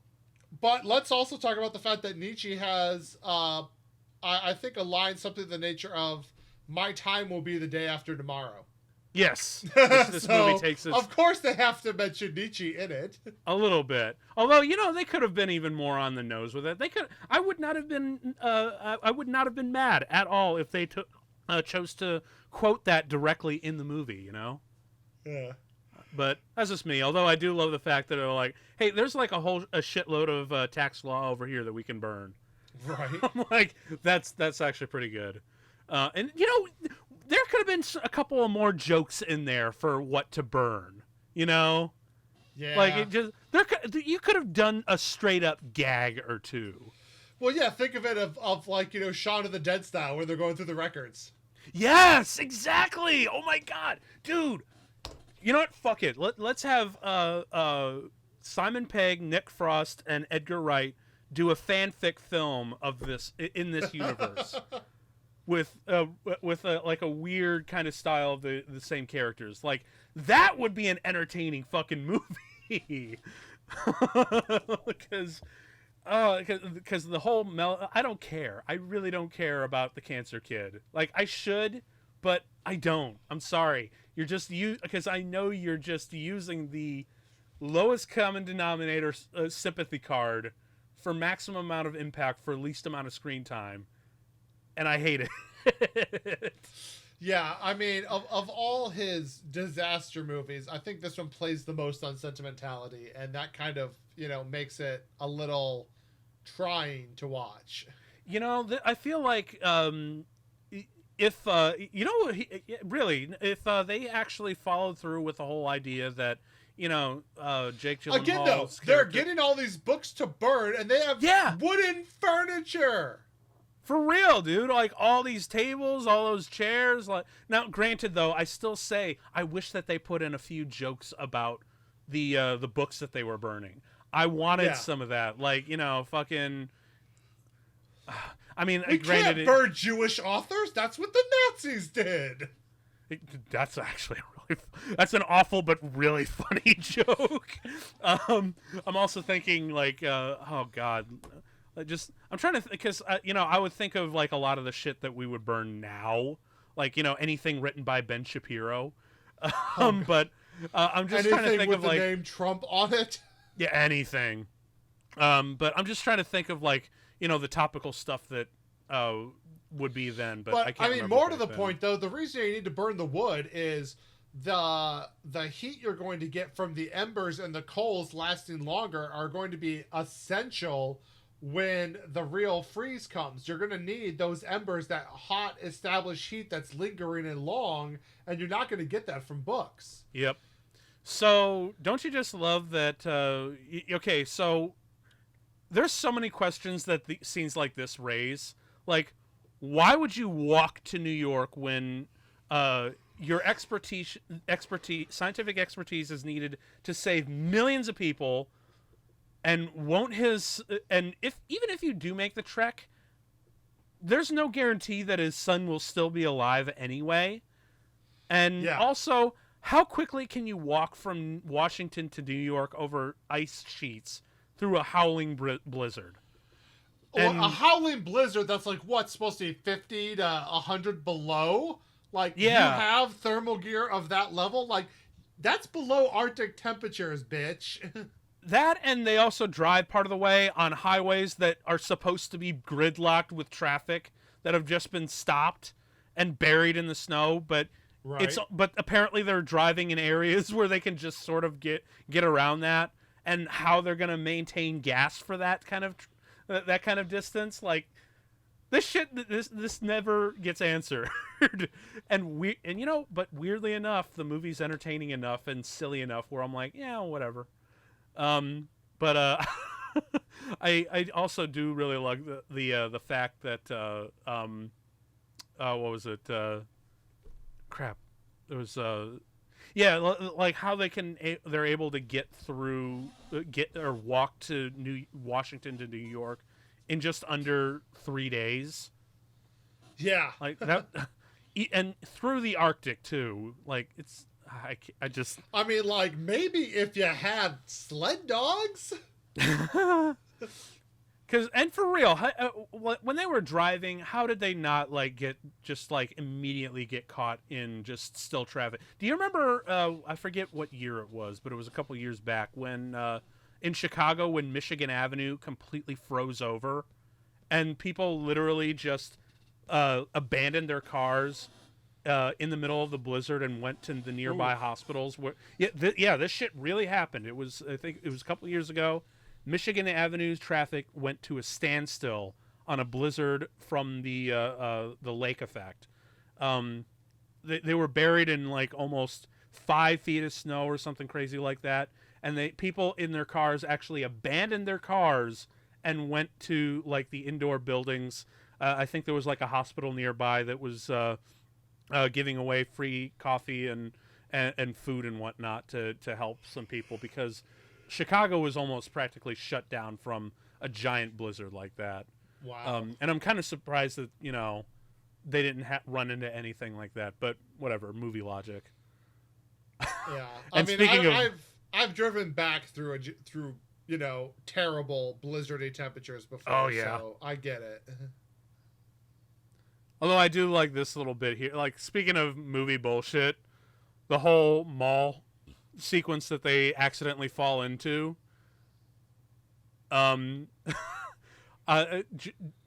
This is where the movie starts to shine in its writing, and I really wish that they had gone all the way with this. Where he wipes away the glass and he goes, "Frank, are you all right?" And he gets to rock like the best line.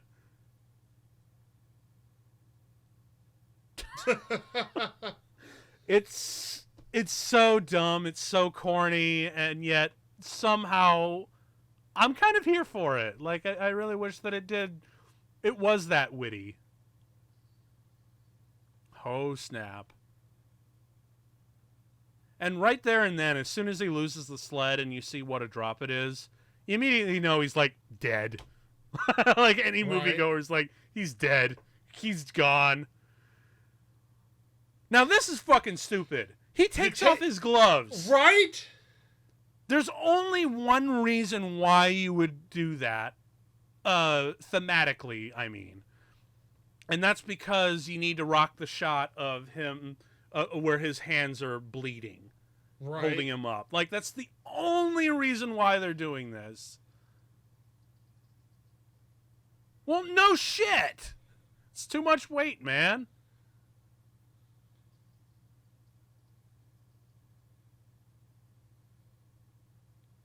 Yeah, this is right there. That's the only reason why they would have him take off the glasses. And of course, nope, he's gone. Also, at that point, with that many cracks in the glass, how hilarious, actually, how hilarious would this movie have been if he cut the line and then the glass breaks and the other two follow him? Oh, yeah. Just like, oh, okay. Well, I guess that story arc is over. But what an amazing... But see, they could have played that differently. Like, they could have done it like, okay, they showed that whole thing with the sled, but like, you're a person, you have a level of control over how you align yourself to fall. So like, show him break a leg, or like, that's not, even at that height, that's not instant death where he is. It's depending how you fall. Shatter a leg, do something, like, make it creative. But Sean, the sled broke into pieces when it fell. That's why he died.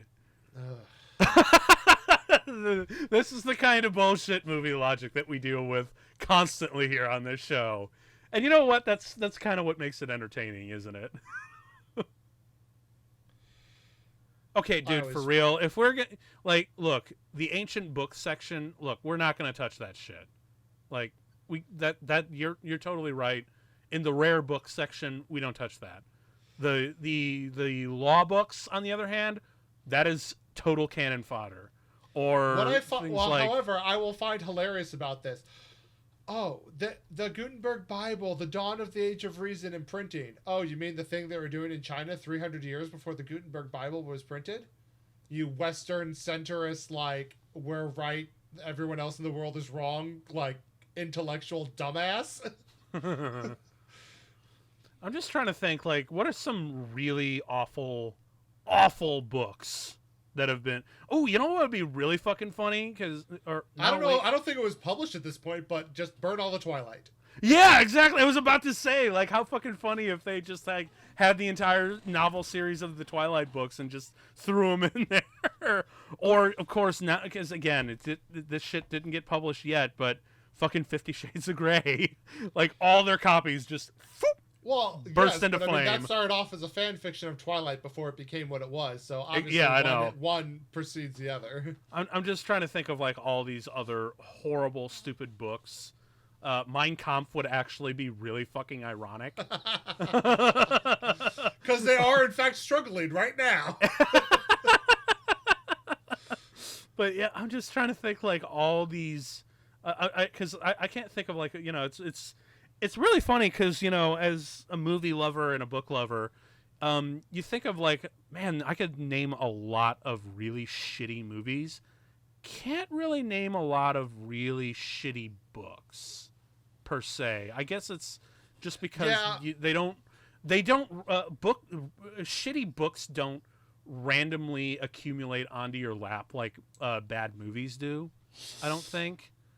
I would agree. I have like one really bad book in my possession, which, like, I got dirt cheap because it looked interesting, and then I stopped reading it because I realized the male author had no idea how to write women. And those. Like, the first 10 pages were so bad, and then I realized, like, this is supposed to be a woman speaking? Like, you don't know how to write women. I'm done. Yeah, well, that's going in the fire.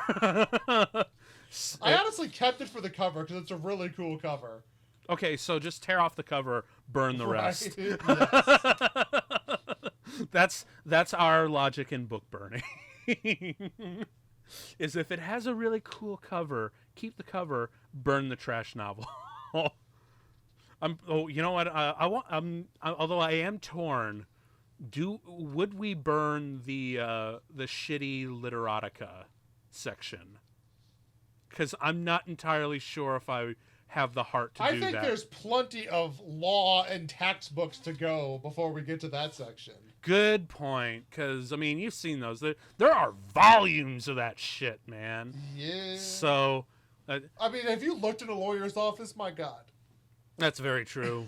Oh, my God. Look at the slow motion on this shot now. Like, dude, cut off. Like this shit is not as interesting. Also, as you like think it any is. history book that was written before 1900, probably even like later, because like, oh look, this is really racist. Burn. Yeah, for real. It's time for you to leave, Mr. President. Out the door you go. Although there was one line in this movie that really speaks volumes to me now, and I think it was in that scene earlier, because, again, usually I say, like, if these characters, like, have a moment to just talk about their feelings or just get... where the script really becomes overly melodramatic, it's, like, not very interesting.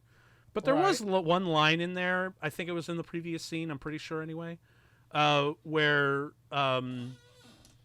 Emmy Rossum's character looks at Jake Gyllenhaal and kind of talks about her existential dread of the future because she's been prepping all these years for a future that no longer exists.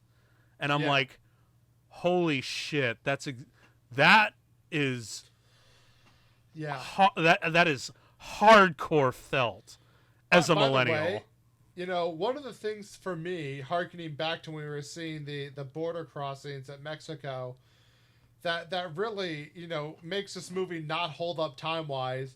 When you think about, you know, the president the didn't make things it. now, like how life and culture is now. You're telling me a bunch of people trying to cross into Mexico from Texas are going to be showing up unarmed at that border? I know, right? Southern Americans are not going to show up armed to the teeth? I don't believe you. Yeah, dude, there should be like an entire... Dude, there should be a whole... Fuck the subplot with this, you know, the infected wound and whatever. I don't care. Write me a subplot where there are a fucking rebel gun nuts of the NRA from like Mississippi trying to cross into the border, and it turns into a fucking full-on battle royale border war. That sounds like an amazing subplot to be watching, to be honest. Because again, this is a fun scenario where, again, you have this superstorm that pummels the entire planet. Do something really interesting with the characters or the situations.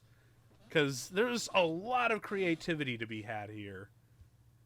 And I'm really sorry to say, outside of the spectacular wide shots of the real epic scope of things, like this shit. This shit's fucking cool. Do something interesting with the scope. Like, there's thousands of creativity, things to be creatively done. And, hell, can you imagine this movie has a lot of potential for scope, but as you said, it just really plays on sentimentality. Yeah, and it's boring. I don't care. Because now that I'm thinking about it, like now we're cutting to the ISS way above, and I'm thinking, man, how cool would it be to see, like, you know, because have you ever read Max Brooks's World War Z? Oh, yes. Yeah, great novel, and it tells all these international tales of the Great Zombie War and whatnot, and you could just feel that there are thousands and thousands of stories to be told. So can you imagine if this kind of, granted it's bullshit pseudoscience and whatnot, but can you imagine if this movie was also told in like the lens of, like, say, after the fact as like a fake documentary within this world? Oh yeah. Like, it could talk about not just how it changed from like a climate standpoint, but you could also talk about how it changed from a social, political, economic, and all these other different standpoints and views of the world. Like, you can throw multiple lenses over it, over this kind of scenario, because that shit's just fun to read and listen to.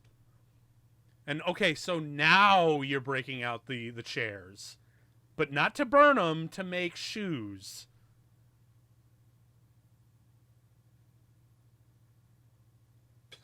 You can't go. You can't go out there. You'll freeze to death. I'm going with you. No, you can't go out there. You'll freeze to death. No, I'm gonna go with you too. We're all three of us are gonna go. What? You two can't go to death. You'll go out there. You'll freeze to death. Well, can't go out there because you'll freeze to death. I'm like, this. I honestly, actually, this. If you take away the whole freeze to death why would thing, you not be covering everything but your eyes at this point, you idiots? They should be wearing goggles and scarves, man. Well, they don't have goggles, but at least like scarves. Like you have enough like cloth, you can make a face covering. Yeah, and multiple layer up, bitches. Seriously, I don't care what you said. And granted, maybe that they have like paper insulation, like the one homeless guy was talking about earlier and whatnot. But dude, for real, cover up. Right. And of course, because we saw the wolves, they're gone. Of course, they're gonna be like a little subplot here, and I don't know. It's like, so where are we? We are let's see here. We are 59. We are an hour and 34 minutes in, and we've got this whole wolf and save Laura subplot. And like I said, there's so many more interesting subplots you could be doing right now. This is what we're doing? Just, a couple of dudes trying to get medicine? I don't know. Like, look, if I had cared more about these characters, this kind of scene would land, like a small-scale scene, would land with poignancy with me. I don't give a shit. So, yeah, like, this, like, if you're going to go with, like, a big epic storm and you're just going to go with this, like, go big or go home, man. Medicine. The drugs. Get all the drugs, man. Oh, it's a smorgasbord.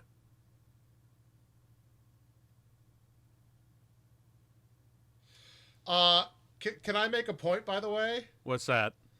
I could be mistaken, but I think there's like a hospital really, really close to the New York Public Library.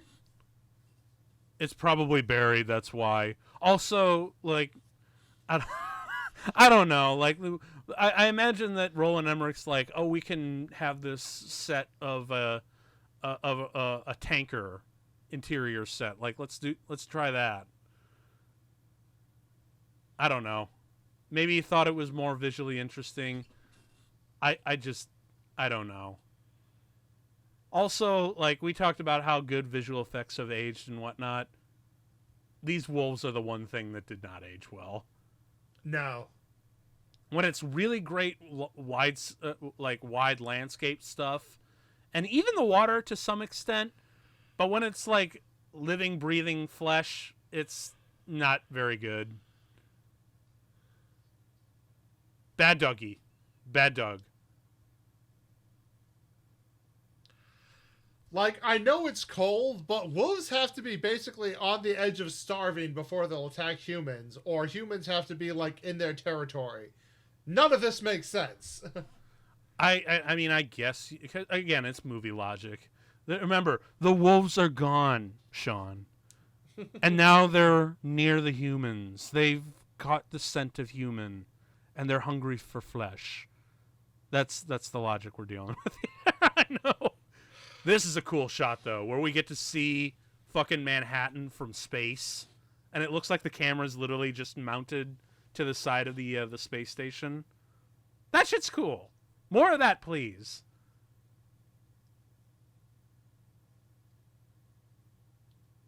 No shit, dude.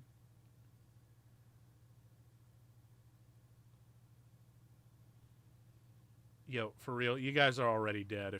If the eye's approaching, you guys should already be dead. Also, I'm just like, did you even find the medicine? Like, what? Like, no, they did. Oh, did they? Yeah, they did. They put. Like, I missed that. Like, the plot just shifted so fast. I was like, what?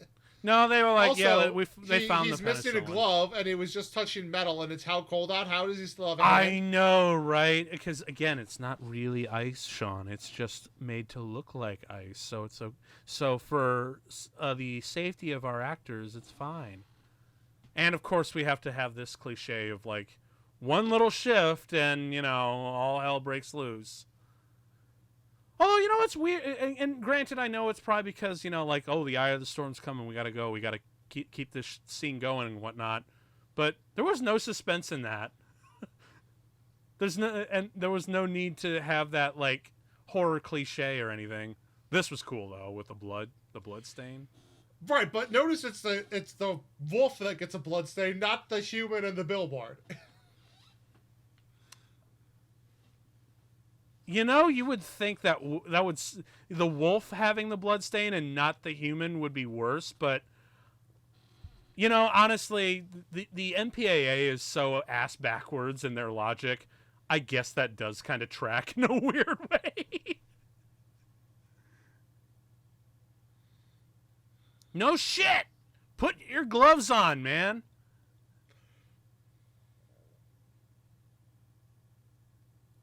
Now this I thought was actually kind of cool. Just, again, the direction, when there aren't any lines of dialogue to be done, and things are boiled to something simple, there's some really cool stuff to be shown here.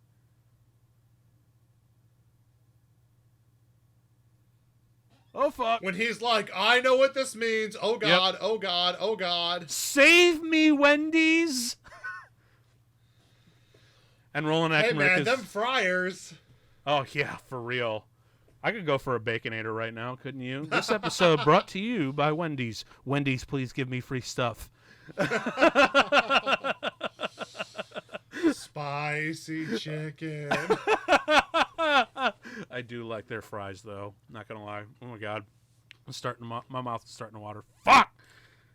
Now I want a Baconator. Okay, this is still a really cool shot, even though the fact that they would be long dead before they even got inside. Oh yeah. Again, like the tidal wave, but even in the wide shot where you can actually see the line forming downwards, like that shit's actually kind of cool to look at. This has got really cool B footage, or a B-roll, Sean. The B-roll is on point. The A-roll, not so much. Because I love the wide vistas, man. That's the one thing that really does hold up, weirdly enough. And even the ice. The Iceman cometh. And of course, this bullshit thing, but it's still really cool. With a flag fucking freezes in mid. Which doesn't even make sense. No. Because we've established that there's no wind in the eye of the storm. So what was making that flag blow? Doesn't matter, looks cool. That's the logic. Yeah, it's like, I don't think temperature movement works this way, but no. Go off, I guess. Yeah, I guess. I mean, let's just make it into a fucking horror movie. We don't care. Hold the door! Hold the door! Hold the door! Hold... Oh, so tragic. Also, that's the logic.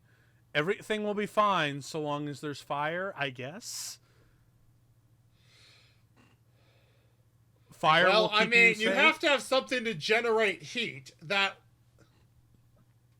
I guess. It's just... I don't know. The logic Well, oxygen's not going anywhere. Yeah, it's just... It's just very silly to me. Oh yeah, like, I mean, of course have we not talked about for 2 hours just about now how this movie is just silly. It is silly. It's enjoyable, but it's yes. Although I really do love how they dress the interiors in the post-frost world, because it's actually kind of cool. Like the stove has got flaming things going on.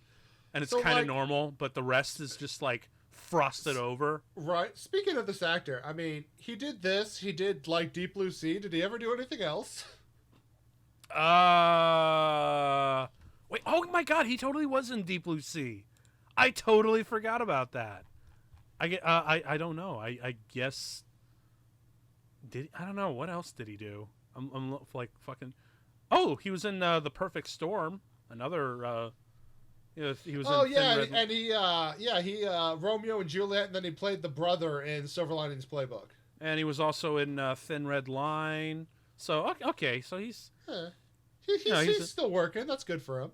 Yeah, Yeah. I've never disliked the man, but he's one of those character actors who it's like, oh, he's fine when he shows up, but he never like hits you enough where you're like, I'm gonna remember that. And you know what? As an actor, like that's totally an acceptable thing. Like, it's so long as it gets you work, really. Oh like, yeah, like I mean, he never. I've never seen him do a bad part, but he's never done something that was like to me so remarkable that it's like he's been at the top of my head. Yep. And you know what? A lot of actors that I know out there are like, look, I'm not really aspiring to get an Academy Award. This is just a job for me. I'm just here to kind of, show up and do my role and take my paycheck, go home to my family, and live my life. Like, that's totally fine. And you know what? Weirdly enough, we probably should have more actors with that attitude. Like, because, a lot of them really have the need to climb so that they can be successful and whatnot. This is kind of a cool thing. Like, I mean, it's not cool thematically, but a lot of it reminds me of something Anthony Hopkins has talked about. He'll be talking to young actors, and one of the biggest things he has to teach them is like, no, you're doing too much. You're trying to do it all outside. You're trying to show it all. You need to be internalizing these roles. You need to turn inside. Like, that's where you're going to master this craft. Isn't that the black cop that we saw? I think so. Yeah. Because I know that we were supposed to see a lot of familiar faces here. And I'm also kind of... So do they have like an internal heating device in that thing? Because I'm really questioning the nature of this sort of thing. Also, I know it's never but they're clearly really... past the eye of the storm, so it's not like that cold now. It's a tent that was built for the Arctic.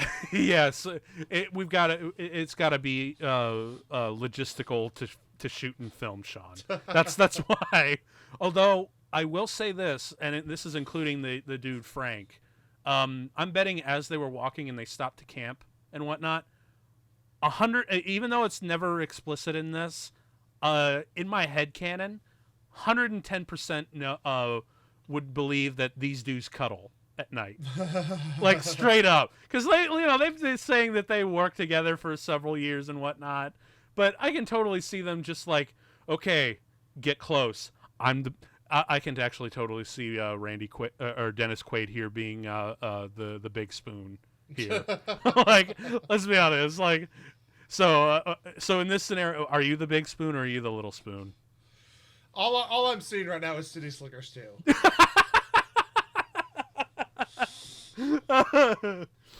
For the record, I'm totally the little spoon.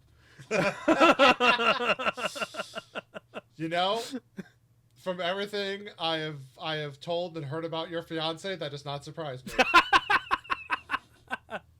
I like cuddles, okay? And this is why 2020 has been particularly trying with me. I like group cuddles. And this is why I've always been kind of low-key praying for a giant snowstorm to just come in, like at a time like I'll gather like a little party, like a little house party or whatnot with a couple of friends and whatnot, and they happen to come during like the beginning of like a really bad snowstorm. Then we all get snowed in, and we all just have to like stay in for like a day or two just together and try to keep warm. Like, I don't know, for some reason that scenario has always run into my head just because I like group cuddles. See, I'm the kind of person who it's like the friends I had in college who were all decently nice people, but I'm like, nah, I'm not cuddling with like a couple large men. I'm going to drive home through this snowstorm and go home for Christmas and leave the large men behind. And I did that a few times. Like, nope, I'm driving through in a terrible snowstorm because I'd rather be home for the holiday than stuck snowed in this apartment with large, smelly men. Like, you're my friends, I like you, but this is too much, bye. I don't get how that ship was positioned that way, but it looks fucking cool. Same with the Statue of Liberty here. Yeah, that's the fucking poster right there. I mean, hell, you guys watching on YouTube or looking at constantly looking at the album art that I've been making, you'll just be seeing a lot of this. A lot of this. And that also reminds me, do you remember when we had those polar vortexes and it was going to be dropping dangerously below to the people where we're like, no, people, you have to stay inside, otherwise you might suffer some nerve damage or whatnot. And my whole thing now is like, they were talking about getting high. Well, like, that library's not that tall of a building, and look how high the snow is. I'm like, are we sure that library didn't get fully covered? Right? For real, dude. Like, you should have gone, like, straight to the Empire State Building or the Chrysler Building. Anything, dude.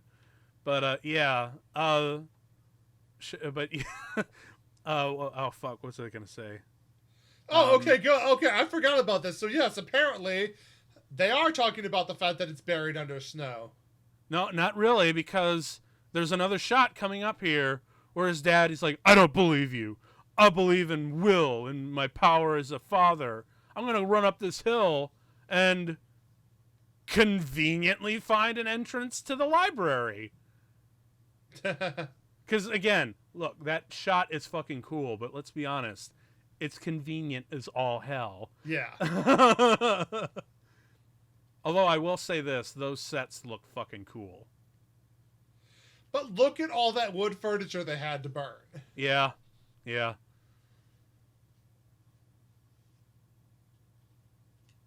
Oh, man, dude. Can you imagine recycling some of these sets for like a horror movie or something? Can you imagine how much more impactful this ending would have been if they found them all dead and frozen? Oh, I know. That would have been so funny. Seriously, yeah. I guess it would be it almost reminds me of the ending of The Mist.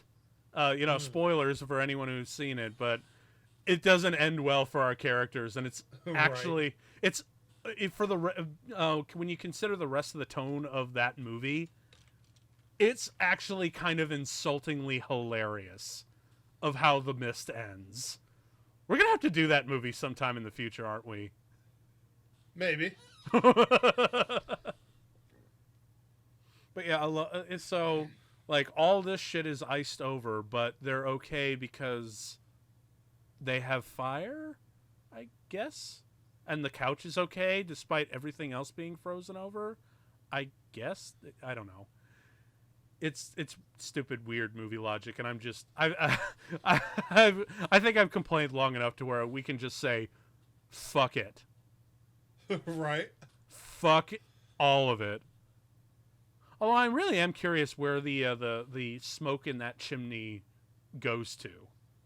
Oh, they established that earlier. When they first opened it, the snow came down, so that showed that it was actually going to the outside. Oh, okay, right on.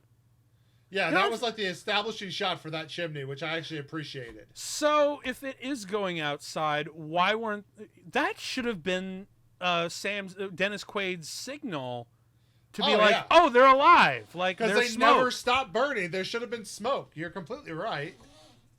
But you know what? It wouldn't have been quite as cool for that wide vista of the library with the convenient level of entrance to get in.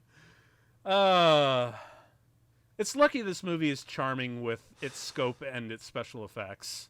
It's just charming enough to hold your attention. This movie is kind of, you know what? This movie is basically like Wendy's. It's really fun while you're eating it, but you're just kind of more hungry afterward, and you might have to take a couple of vitamins as well. And maybe suffering from a little bit of brain freeze from their Frosty. Okay, seriously, if Wendy's isn't just going to straight up sponsor this episode, I'm going to be a little bit mad. we should totally just get them to sponsor this. And then now he's happy and not an asshole. He has his arc, because right now Roland Emmerich is doing the greatest flex in ever by having Dick Cheney saying, "I was wrong." That's just really the big flex. And I also love the fact that he's giving this address to the nation, to the world, really, on the fucking Weather Channel. Right. That is actually really fucking funny. Oh yeah. That actually feels like the part of the South Park script and not the real script.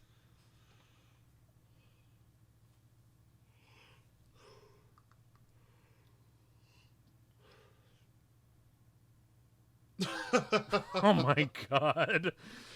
Ooh. once again, I would like to bring my point back to, yeah, 2012. And I'm sorry, but if I saw a ship full of white people getting off in my country and I was in Africa and my country was fine after a global disaster, I'd be like, I'm sorry, but we remember imperialism. We're not letting you down. Mm-hmm. Get the hell out of here. Also, you really got to love that they... So that's another thing that really bugs me with Dennis Quaid's plan to walk from Washington to New York to save his son, even though there's no guarantee that his son is still even alive. Right. Okay, so now we've assumed that, granted, he will get there and his son is alive. And he's going to get there in time before the vortex takes any real effect or ill effect on them, either immediately or afterward by, thirst or starvation. So right, and my whole other thing, they're talking about how cold it is. I'm thinking of like the people who live or are working in like basements that are heated, that are, it's like there's plenty of places where you're well insulated from any outside effects. Yeah, but my point is, okay, so Dennis Quaid has made the trip. He's rescued his son, but what the hell was his plan after that? Yeah. Were you going to just walk back on the middle of this now glacier? I guess, you know what? I guess he left with some kind of fucking government tracker or something so that they could pick him up via the helicopter. Because, I guess the only reason why you couldn't just take a helicopter to New York to save them is because, the helicopter engines might freeze and whatnot. This is really cool. I want to know these people's story arcs, because they seem more interesting to me. Well, they probably were less sentimental. Yeah, exactly. And although half of those people, I'm like, there's no entrance, there's no service entrance I see in those. How did you people get up there? Whatever. It looks cool. And that's the main reason for it. Yeah, you're two together. Great. Good for you. I don't care. Fucking make smart, dumb babies. I don't give a shit. But, yeah, just... You couldn't have just waited until after the storm and then send the helicopters out to go rescue him? Right. Because you would have had the exact same effect of what you're having here for all these people. Oh, this is another really cool... And again... A great cliche of any disaster movie is zooming out of the new face of the globe. And you know what? At the rate we're going, it's probably going to look like that. Would not be shocked if that's where we're headed, but whatever. And that was Day After Tomorrow. So, my feelings have kind of stayed the same. It is a greatly entertaining movie that does its job and has its moments with shitty science and way too much melodrama. I don't know. Watching this movie again, all I can kind of think of is, well, it kind of makes me wish I had been drinking since the day before today. It's like how many drinks do you need to have to tolerate this movie? Well, it's going to depend on the quality of your alcohol and the company you have to watch it with. Oh yeah, what was it? There's one reviewer on YouTube who's Jeremy Johns.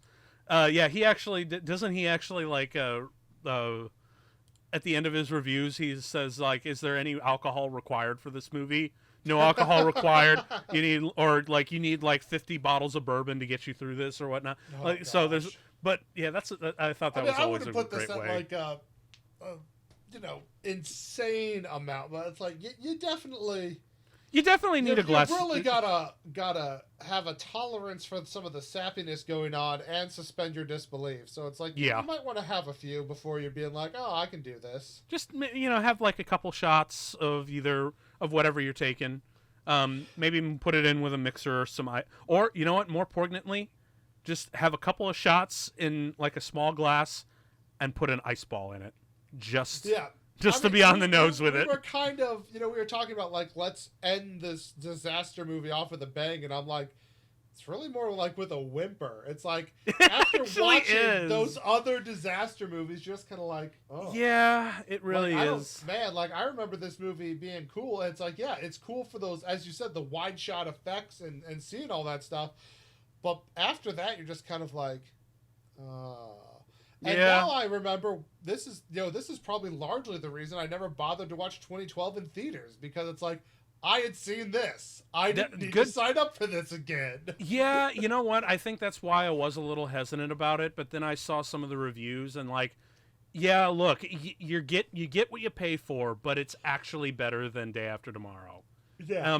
But I am curious though, like as far as like the Roland Emmerich movies, like is this one kind of like this one's kind of on the middle tier for me, but I don't know how it compares to like, either 2012 or Independence Day for you. Well, I mean, I was at the right age for Independence Day. Oh yeah. So, like, that has to be stated. Like, that movie's always going to have a special place in my heart, and that's just not going to change. I mean, like, that was at the end of my childhood, so it's just not gonna. You're not gonna have me ever being like that movie was bad. Now the second one, oh gosh, let's not talk about that disaster. Like, no. Here's a real quick piece of advice for any would-be director or screenwriter out there. If you're going to go with, the typical 3-act story model, you cannot ignore the second act. That's what makes you care about what happens in the third act. Right. You can't go from act 1 to 3. You'll ruin your story and your movie. Because if you skip over that, I guarantee you no one will give a shit what's happening by the third act. Because if you don't have those character moments, none of the scenes later land with poignancy. It's kind of the same reason that Joss Whedon really fought to keep the farmhouse sequence in Avengers 2 in check. Yeah. Because without that slow, strong break from the rest of the movie and be this very, somber, slow middle part of the movie, all their scenes in the final battle at the end when, when Ultron pulls the whole town into low orbit rather, all their scenes land with poignancy and feel earned, Yeah. Honestly, when it comes to his movies, I think for me the high watermark's kind of Stargate and Independence Day. Yeah. I really do not mind Midway. It could I still be need better, to see that. It's not bad.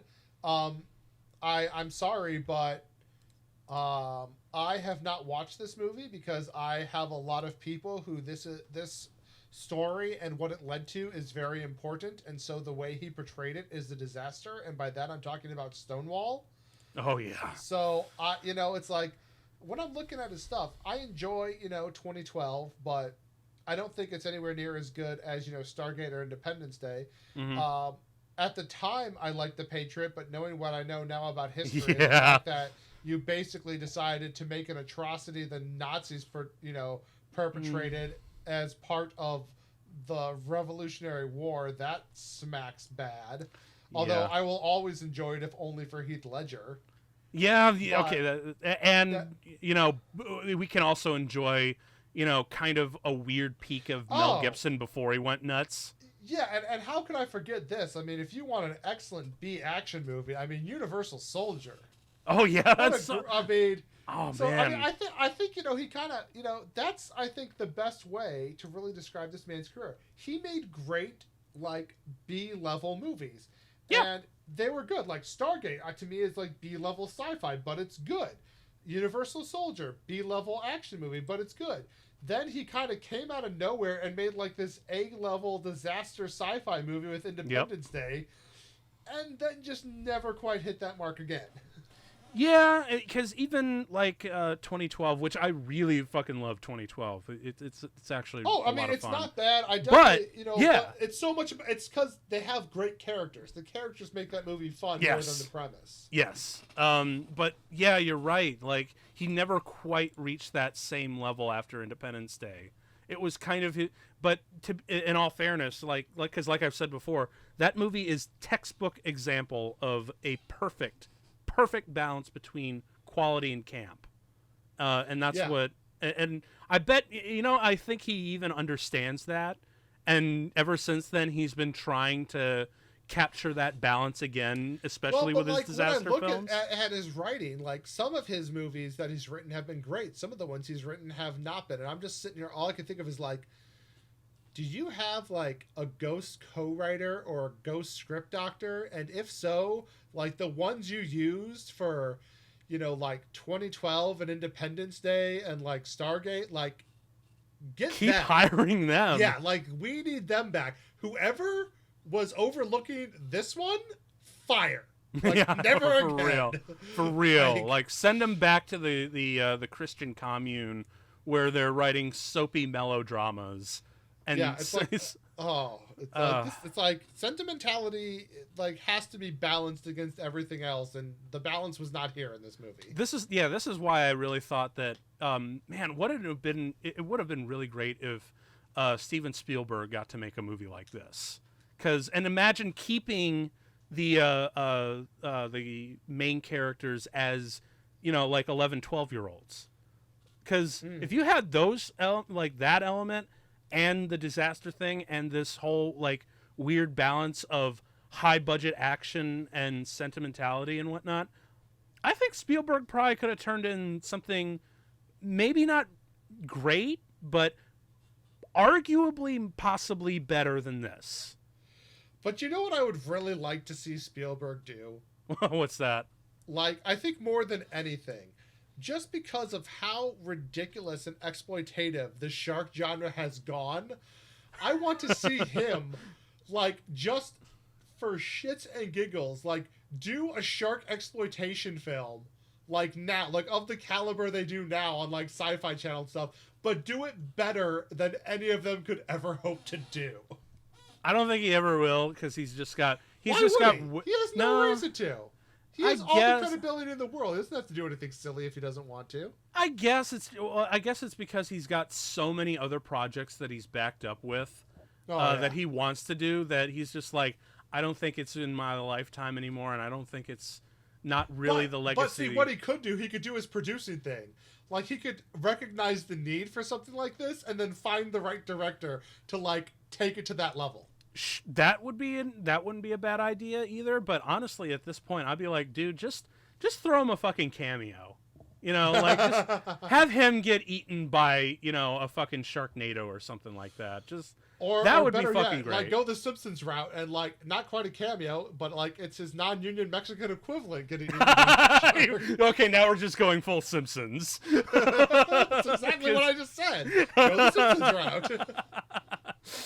But actually, it would be really fucking great. Like, in a future shark exploitation sci-fi movie, they literally get, for one day only, John Williams and Steven Spielberg to get eaten by the bad CGI Jaws. Actually, I thought of something even better. Like, what's that? They should have done something like this in, like, The Meg or one of those type movies, like where they're doing the Mega Shark movies. They should have, like, had this scene where you're watching, like, these people basically filming a scene from Jaws, and the Meg swallows, like, the entire crew set, everything. Yo, that's a great cold opening to a movie. Write that shit. It would be a big-ass summer blockbuster, and it would be one of the most memorable opening sequences in cinema in the last decade. It's like, what a great way to, like, parody the thing before, know you're going over the top, and just lean completely into it. Okay, so I think now you and I need to start writing a parody movie. Because I think we'd have a lot of fun with that. But either way, so, like, any other final thoughts for this movie? Because we didn't make it, but we sure as hell watched it. Yeah, I mean, look, it's not terrible, but, upon revisiting it like this, I just don't think it's going to hold up on the same caliber of other disaster movies. I think a lot of them, they use the disaster as a backdrop for a better story, or the disaster itself is done so over the top and better. But again, they have interesting, quirky characters to temper it. Yep. So either of those scenarios works better. This one it kind of doesn't do either one well, so it just doesn't really leave that great of an impression long term. Yeah, I'm just gonna call it a robust B picture. Robusto. Because it doesn't really break down. It's not really any top tier or anything, even for a B movie. And despite all my grievances and whatnot, it still kind of works for me. So, yeah, like it's. I don't know if, although it's probably gonna be a long time before I watch this movie again. Outside of because usually like 90% of the times that I've watched this movie, it really hasn't been on DVD or on. It's always been on fucking cable. Like that's 90% of the reason why I know most of this movie by the back of my hand, because it was on cable constantly, and you're just flipping through channels at your parents' place, trying to find something to do. This was at my time of life where it's like I was beyond that. I mean, this came out, when I was a junior in college, so I was moving well beyond a point of like I'm watching stuff on cable. It's like no, I'm too busy for that crap. Yeah. Well, either way, I'm just I'm probably ready to just put this movie away. Although I will probably pop in 2012 some other time, but. Either way, I'm glad all you guys are still listening, and hopefully you'll be tuning in next month, really, because we're about to get fucking weird for February. We are about to enter what I'm calling fucked up February, and we're gonna start off with a fucking doozy of a movie. I'm not gonna say too much, but I will say it's probably one of the weirdest movies I've ever seen. And I really, really hope that y'all can hunt down a copy to watch this, because holy shit, it's worth it. So until then, we'll see you next time. I've been Tim. I've been Sean. And you'll never have to watch a movie alone again. Peace.